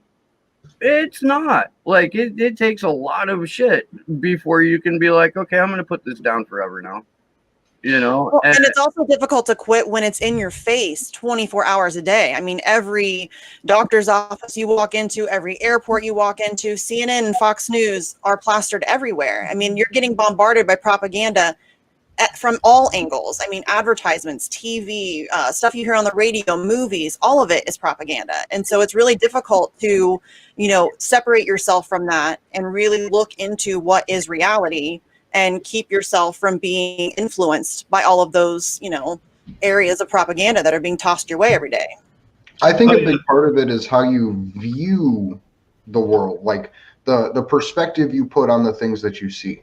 Because if you walk around and you recognize when you turn a television on, this is propaganda, then the way you view it and piece together the information that they're giving you is a whole lot different. Because, like, you look at any kind of pop culture show, and if you choose to watch it as just entertainment, then it's funny. If you choose to watch it as a form of propaganda, you can see everything that they're trying to feed into you. So I think that's how it starts, is just trying to identify what they're trying to sell to you almost. Oh yeah, my loathing for Communibelt guys is just because I used to work with far too many of them. It's far too many men who you know, keep their own lawn clean and would shoot anybody who would tread on it. But that's just the unique awfulness of the English middle class, and it's one of our many gifts to the world, along with cricket, inferior quality beer, and very awful late night talk show hosts, which we mainly give to you. You're welcome. Yeah, thanks very much for that. Yeah, but I think that, I mean, I get frustrated in dealing with those people too. Like, it's really frustrating to deal with people who don't even understand the most basic realities of what we're dealing with. Like, there are still people who think that, you know, Barack Obama's a good guy. And it's incredibly frustrating to deal with. So I totally, you know, understand getting mad at these people. And, you know, I try to remain patient, but I'm not usually very good at that. Yeah, it is really difficult to deal with people who can't even recognize even the most basic facts that we're presented with. Well, one of the things I like to say to people is that if somebody is presented by those in power as a savior for you, then that's normally a fraud. I don't know that normally. It's guarantee of a fraud. It's like, you knew that AOC was no good as soon as she gets on Stephen Colbert's tittering propaganda hour and gets given a softball interview, which was, the man is disgusting. You know, weeping over Donald Trump's assault on democracy. That was either disgusting or the funniest thing he's done in years. One of the two. But as soon as you saw her on there, the supposed socialist being given a softball interview by like a CBS host, that's a red flag. Or like, you know, the elevation of like the Swedish kid, Greta Thunberg, into being some sort of savior, which was. Then you find out she's got a stage mother and a banker father or something, and like the whole thing is just a creation. Not only that, but her parents were both environmental activists going back to the 70s, and that Facebook post that introduced the world to Greta had been set up at least a week in advance. Her parents had talked her into this one-person protest so that she could show the world the difference one person could make. And the guy who took the picture and put it on Facebook is a fucking CEO of a non-government agency that deals in the fourth industrial revolution, clean green power, and the Great Reset. Like, and is a personal friend of her parents. So this whole thing was a staged marketing campaign from the word jump.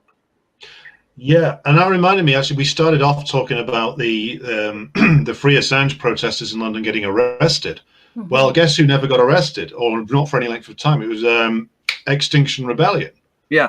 Because the mayor of London, this horrific corporate suit called Sadiq Khan, who is just an emptier vessel you will not find anywhere in the world. I challenge anybody to come up with an emptier man than this. Instructed the police to basically leave them alone, to the point where they were jumping on top of tube trains trying to stop people taking an electrically powered public transportation system to work to protest against climate change. And then just got dragged off and beaten up by a bunch of angry Londoners.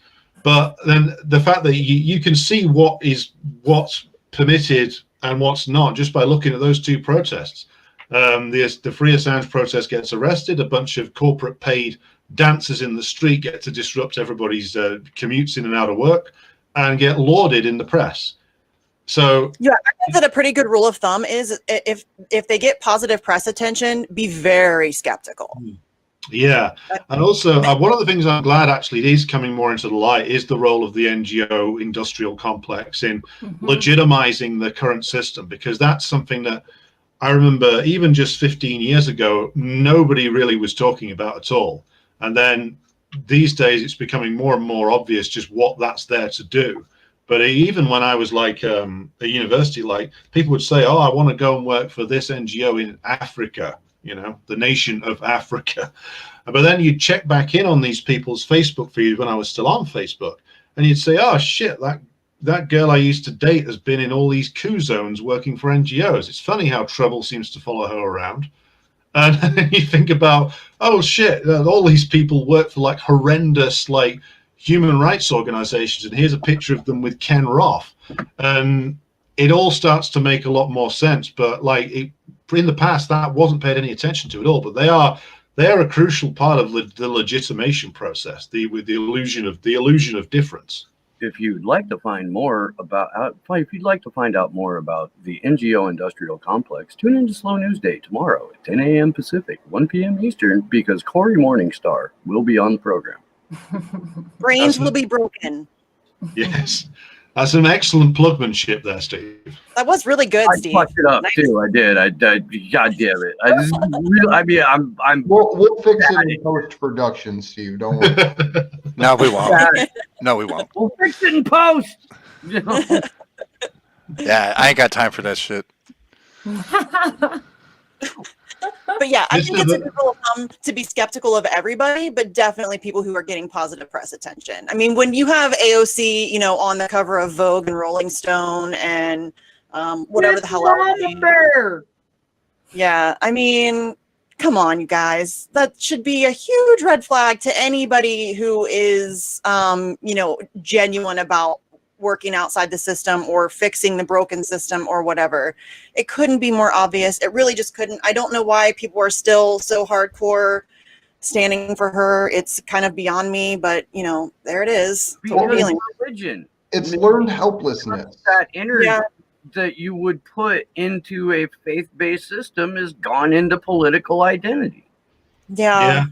But Especially with someone like that who's very much a product and a very conscious product as well. The other famous image of her of like hanging onto the fence and weeping whilst her makeup's still perfect in the white suit over the kids in cages. And then Biden just casually announces, or Biden's team says, "Oh, you know the woman who justified the kids in cages thing for Trump? She's working for us." Well, and that picture too, that picture, it turns out, was set up and she was staring into an empty parking lot. Yep. Oh, even better. It was just Even better. Yeah, so it's not even a real picture. It's not even her looking like really at kids in cages or anything. Just a parking lot. I miss that shit. Set up. Yeah. Good God. well, we were. I don't know if we'll have time to get into the statement today, but we were going to go through the statement of Clyde Stafford Smith, Check the one chat. of the witnesses from Julian's court trial. Check the chat. And in there, one of the paragraphs that he has talks about the idea of learned helplessness and the way that the intelligence communities, while people are being renditioned in kidnapping situations, are forced to learn helplessness, how it is the same people that are torturing you that feed you. And I think for political identity, the intelligence communities have done a really good job of making that a concept as well, because people, instead of personally standing for an issue and personally organizing for an issue, have learned that they cannot make a difference, but if they support this person that is part of the machine killing them, then a difference can be made until that person doesn't make a difference. And then it's just on to the next step in that helplessness process, which is just whatever name that they put up in front of you to say, yes, you do the thing that I say I can't. So I think that's a big portion of the issue with political identity right now too.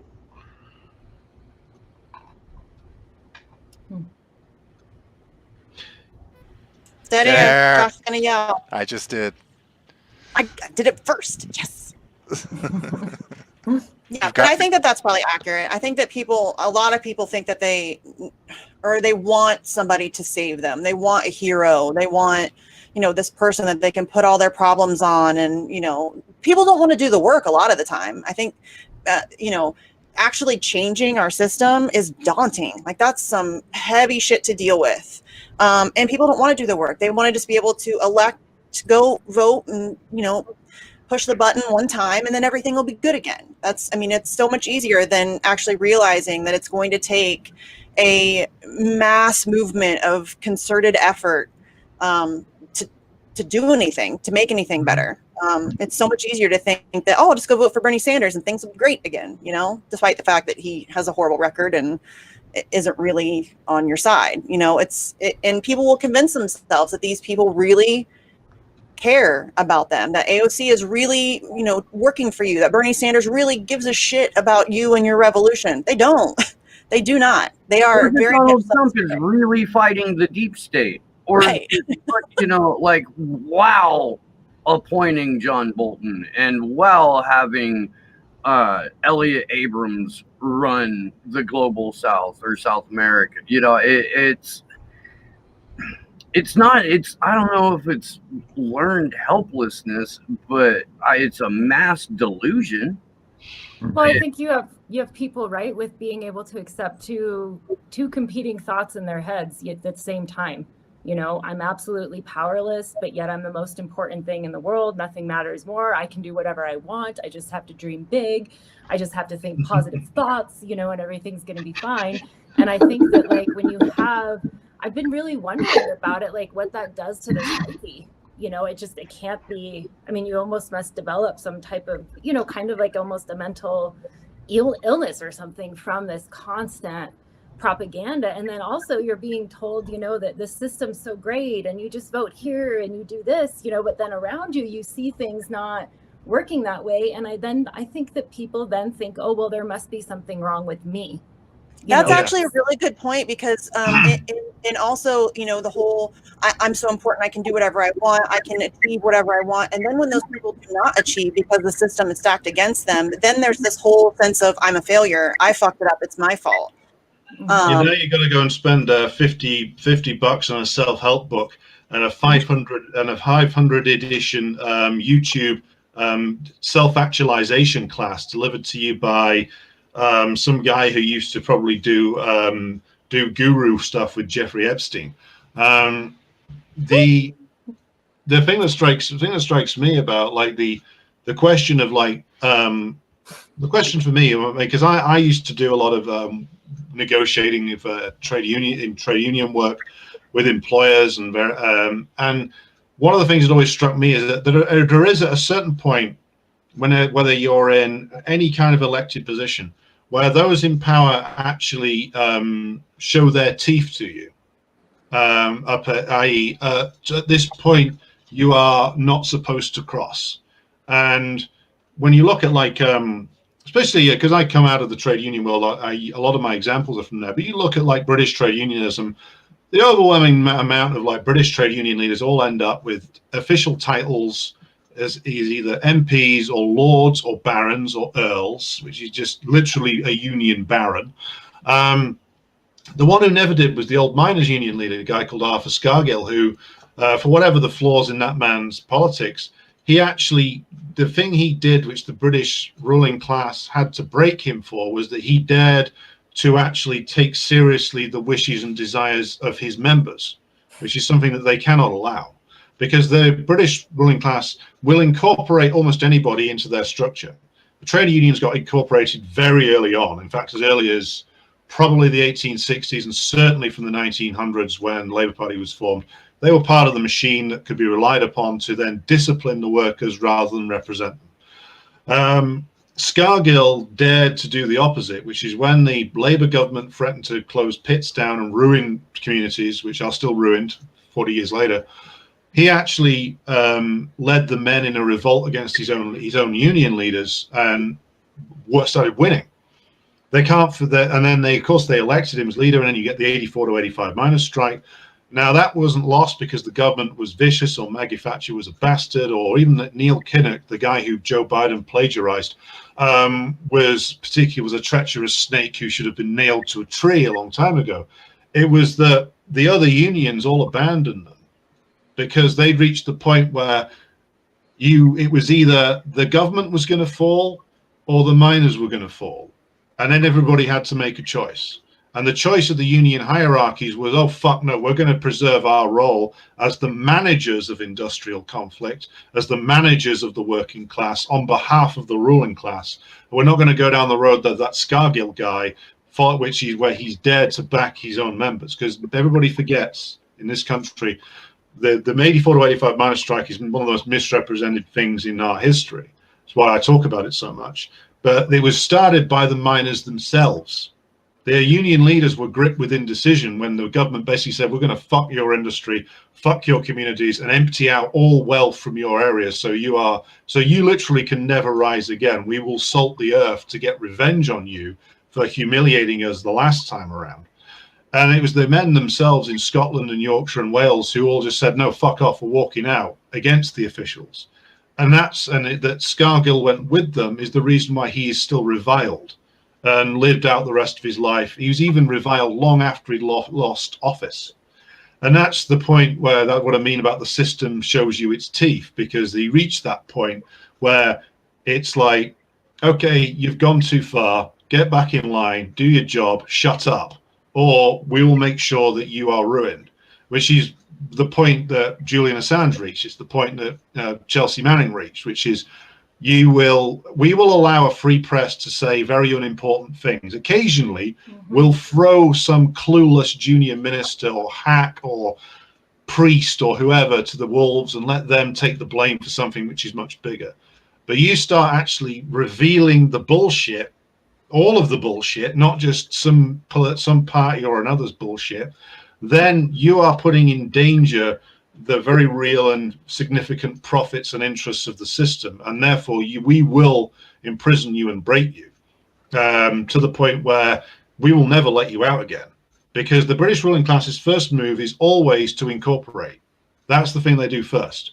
It's the thing they did with all the anti-colonial leaders in Africa and India and Pakistan and Bangladesh. They'll try and get rid of you just by locking you up. If that doesn't work, well, how about a deal where you get to pretend you run something, but we keep all your oil? And then if that doesn't work, then it's, no, we'll fucking kill you. And that's where most people bulk and take the deal. And it's to Julian Assange and Chelsea Manning's great credit that neither of them took that deal, which I'm sure was offered to both of them. And I'm sure is still being offered on multiple occasions by creepy intel guys in Belmarsh prison. And the fact that Assange especially hasn't taken that is forced the British government to reveal its face in a way that it doesn't usually like to do. And that's why I'm always happy to do these streams and anything else that highlights his case, because he's done us a service, which is he's forced the system to thoroughly take its mask off. And it's not the face of Boris Johnson underneath, it's the sort of grinning, morphed, horrible features of probably something that looks a little bit like Tony Blair, but run through the alien creature and come out the other end. I just got a weird visual. That was exactly my intention. I've been looking at far too many Dali portraits recently. Where's that echo from? I don't know. God damn it. Oh, at any rate, we had a question in chat for you, Alex. What do you think of the National Union of Journalists' recent support for Julian? Too little, too late, to be honest. I mean, National Union of Journalists cut its own nuts off 40 years ago when they refused to back the printers when they were all laid off by Murdoch and the other press barons. They all jumped on board and scabbed on that strike, and they've been useless and worthless to anybody ever since. So it's no surprise that they only moved on Julian Assange's case when they were being kicked around by their own membership that are still decent into doing something. But as an institution, they've completely sacrificed all their power. What power do they have anymore? They watched as everybody else in the British media system, from the printers to the technicians to all their support jobs, got destroyed. And then when the employers came for them, there was nobody left to fight for them. And then suddenly they realize, oh, shit, we better look as if we're doing something. So, yeah, a union comes out and wants to say something. I would say you welcome it.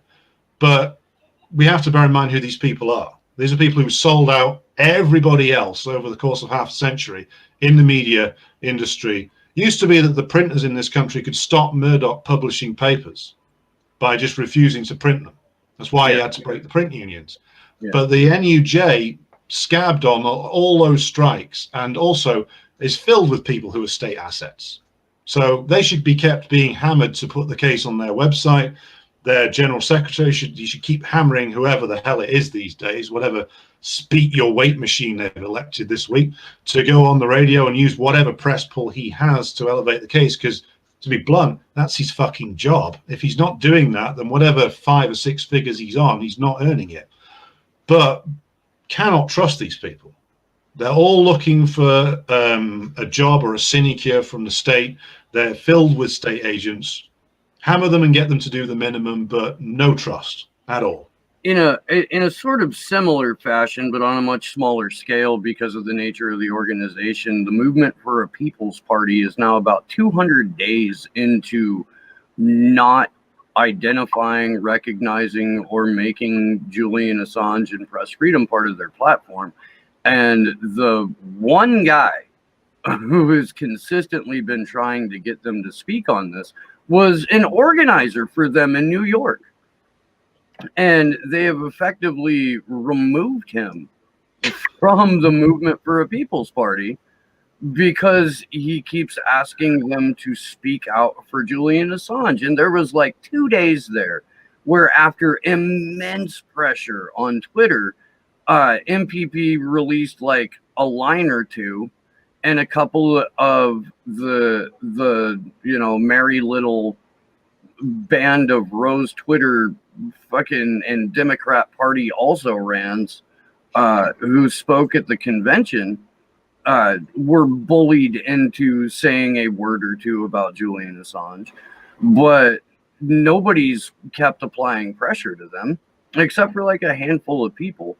And if you're aspiring to be a political organization that truly represents the people, and you can't bring yourself to make what is happening to press freedom globally, what is at stake for investigative journalism going forward, and the life of an innocent human being, one of the earliest and most often things that you speak to, you're not there to represent the people.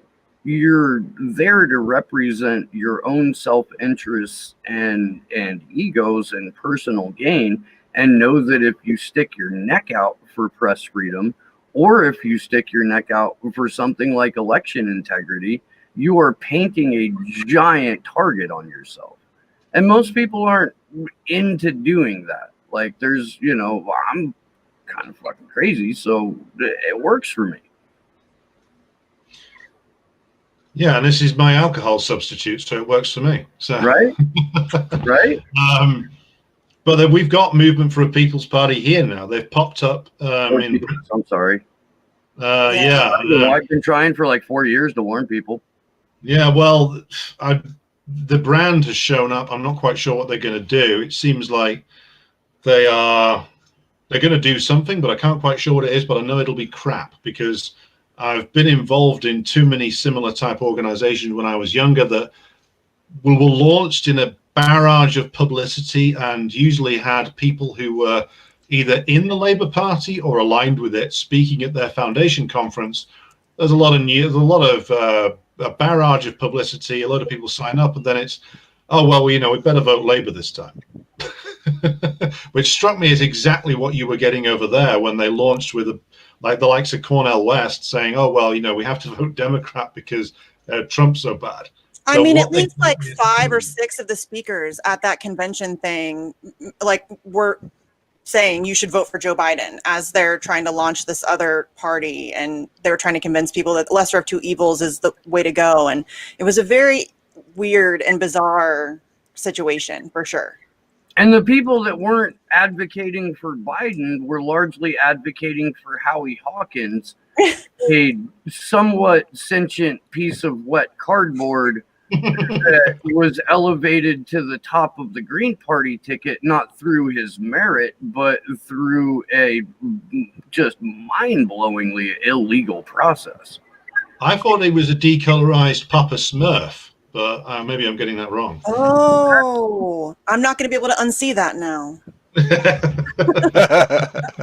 Clever. Yeah, pretty clever.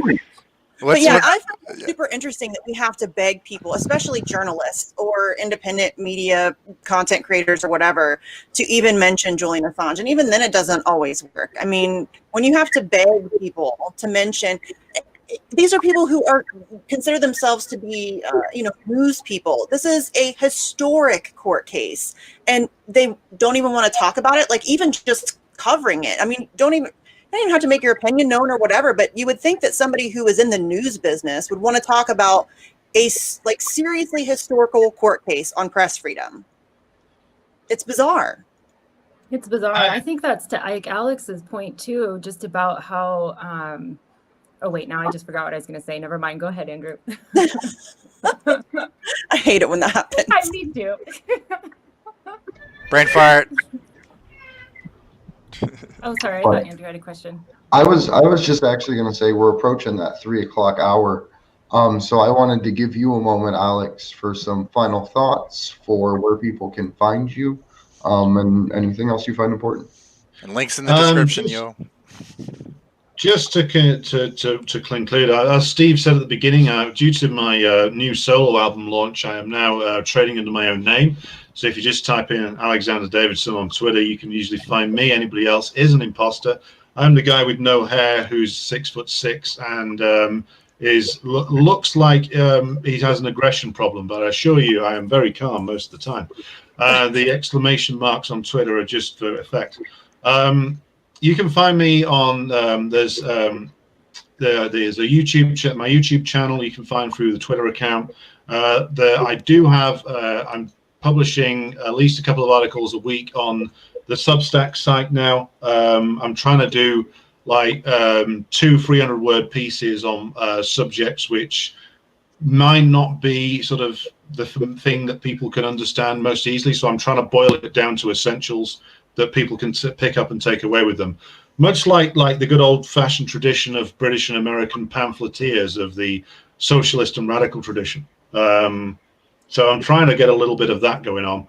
And also, I'm still doing the Red Star Radio podcast. We're going to be having a couple of interviews on the lunacy of the British trade union movement and left towards lockdowns on there pretty soon. Because frankly, no one else is saying anything, so I might as well do it. And somebody has to, because otherwise they're going to end up with no members, no jobs, and no nothing in return for getting nothing. So yeah, just a final thought. I would say that to echo what I just said a minute ago, it's important that everybody keeps mentioning the Assange case every chance you get. And if anybody's not mentioning it, it's usually because they're trying to get a job somewhere else. That's the blunt truth about it. Mehdi Hassan being one of our most terrible imports over to the United States. Yeah, I know, Steve just collapsed on himself. He made a lot of his name ripping off and exploiting the work of WikiLeaks 10 years ago. Yeah, he sure did. Spoke out in favor of what WikiLeaks was doing right up to the point when he started to climb the pole in the New Statesman and then looking towards the fair shores of the United States. Then he became the most annoying rah-rah Democrat shithead that you could possibly imagine.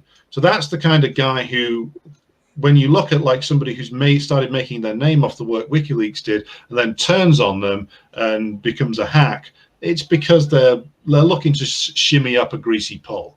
And at the top of that greasy pole is, Keith Olbermann screaming, "You ain't black," at passers-by. I had to throw that one in there. So I'd say thanks for having me on. It's been really good. I'm always happy to do it. And thanks to Steve, Josh, everybody who's organized this. Thank you so much, Alex. Absolutely, and thank you for joining us. You can find me on Twitter at Andrew Sigmund. You can find us at action_4Assange.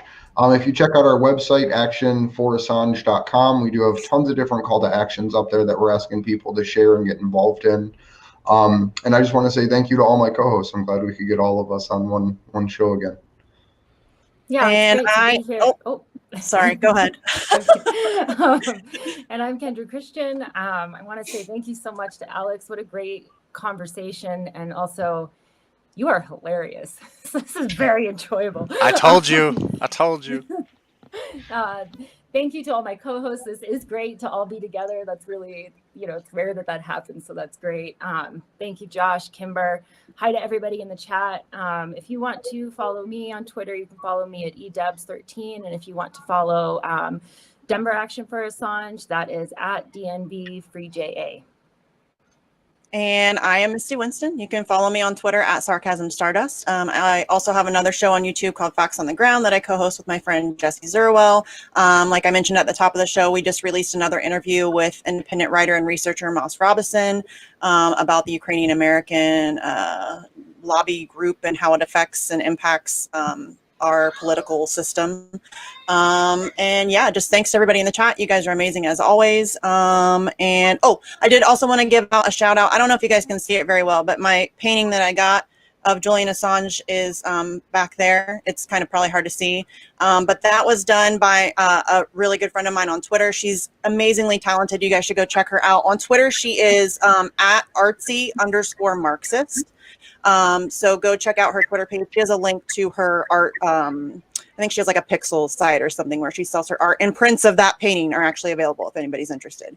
So huge shout out to her. She did an amazing job and I love it so much. So, and yeah, just thanks to all my co-hosts. It's always fun when we can all get together. It's been a very long time since that's happened. So yeah, I think that's it. My name's Steve Poikin, and I host a show called Slow News Day, which will hopefully be live streaming on the Rockfin tomorrow. We're trying to sort that out right now. If not, you can catch us on DLive and YouTube by typing in Slow News Day Podcast into your search bar. I will be live with Corey Morningstar tomorrow during the day.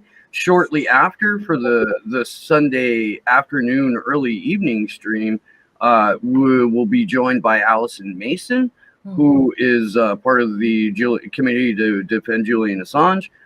She's going to let us know in detail about the arrest of the protesters last week. Let's see. I'll be on a show called Rogueways that my friend Lindsay Sharman hosts shortly after that. Monday, I will be on Union of the Unwanted, and Roger freaking Stone is going to be the guest. Oh my. So that's probably. Hold on. Can we go through the shit that came out in court and have like some? Oh my! Look, I get a chance to ask Roger Stone anything. That's amazing. Why the fuck did you lie about Julian Assange in order to score cool points from some people who think that a magic man on fucking 8chan knows the future? I love it. I love that. Perfect. Dude, if I had money, I'd pay you for that. Steve has left the panel. Hey, look, I'm no stranger to being kicked off of somebody's live stream. I'll do it again. Get that as the first question, because I feel like someone's going to ask him something first that gets him to leave. Yeah. So you have to try to get that in there first. Otherwise, he's going to be long gone. Stream, you'll fucking just bury me instantly. Like, that's it. I'm done. I'm sorry to drag this out, but have you seen the Juice's QAnon video?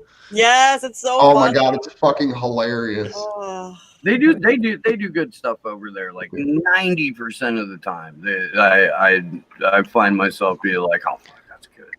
That's good. I always get a chuckle. Anyway, man, I would like to thank Alex Davidson. Alex, I enjoy talking with you.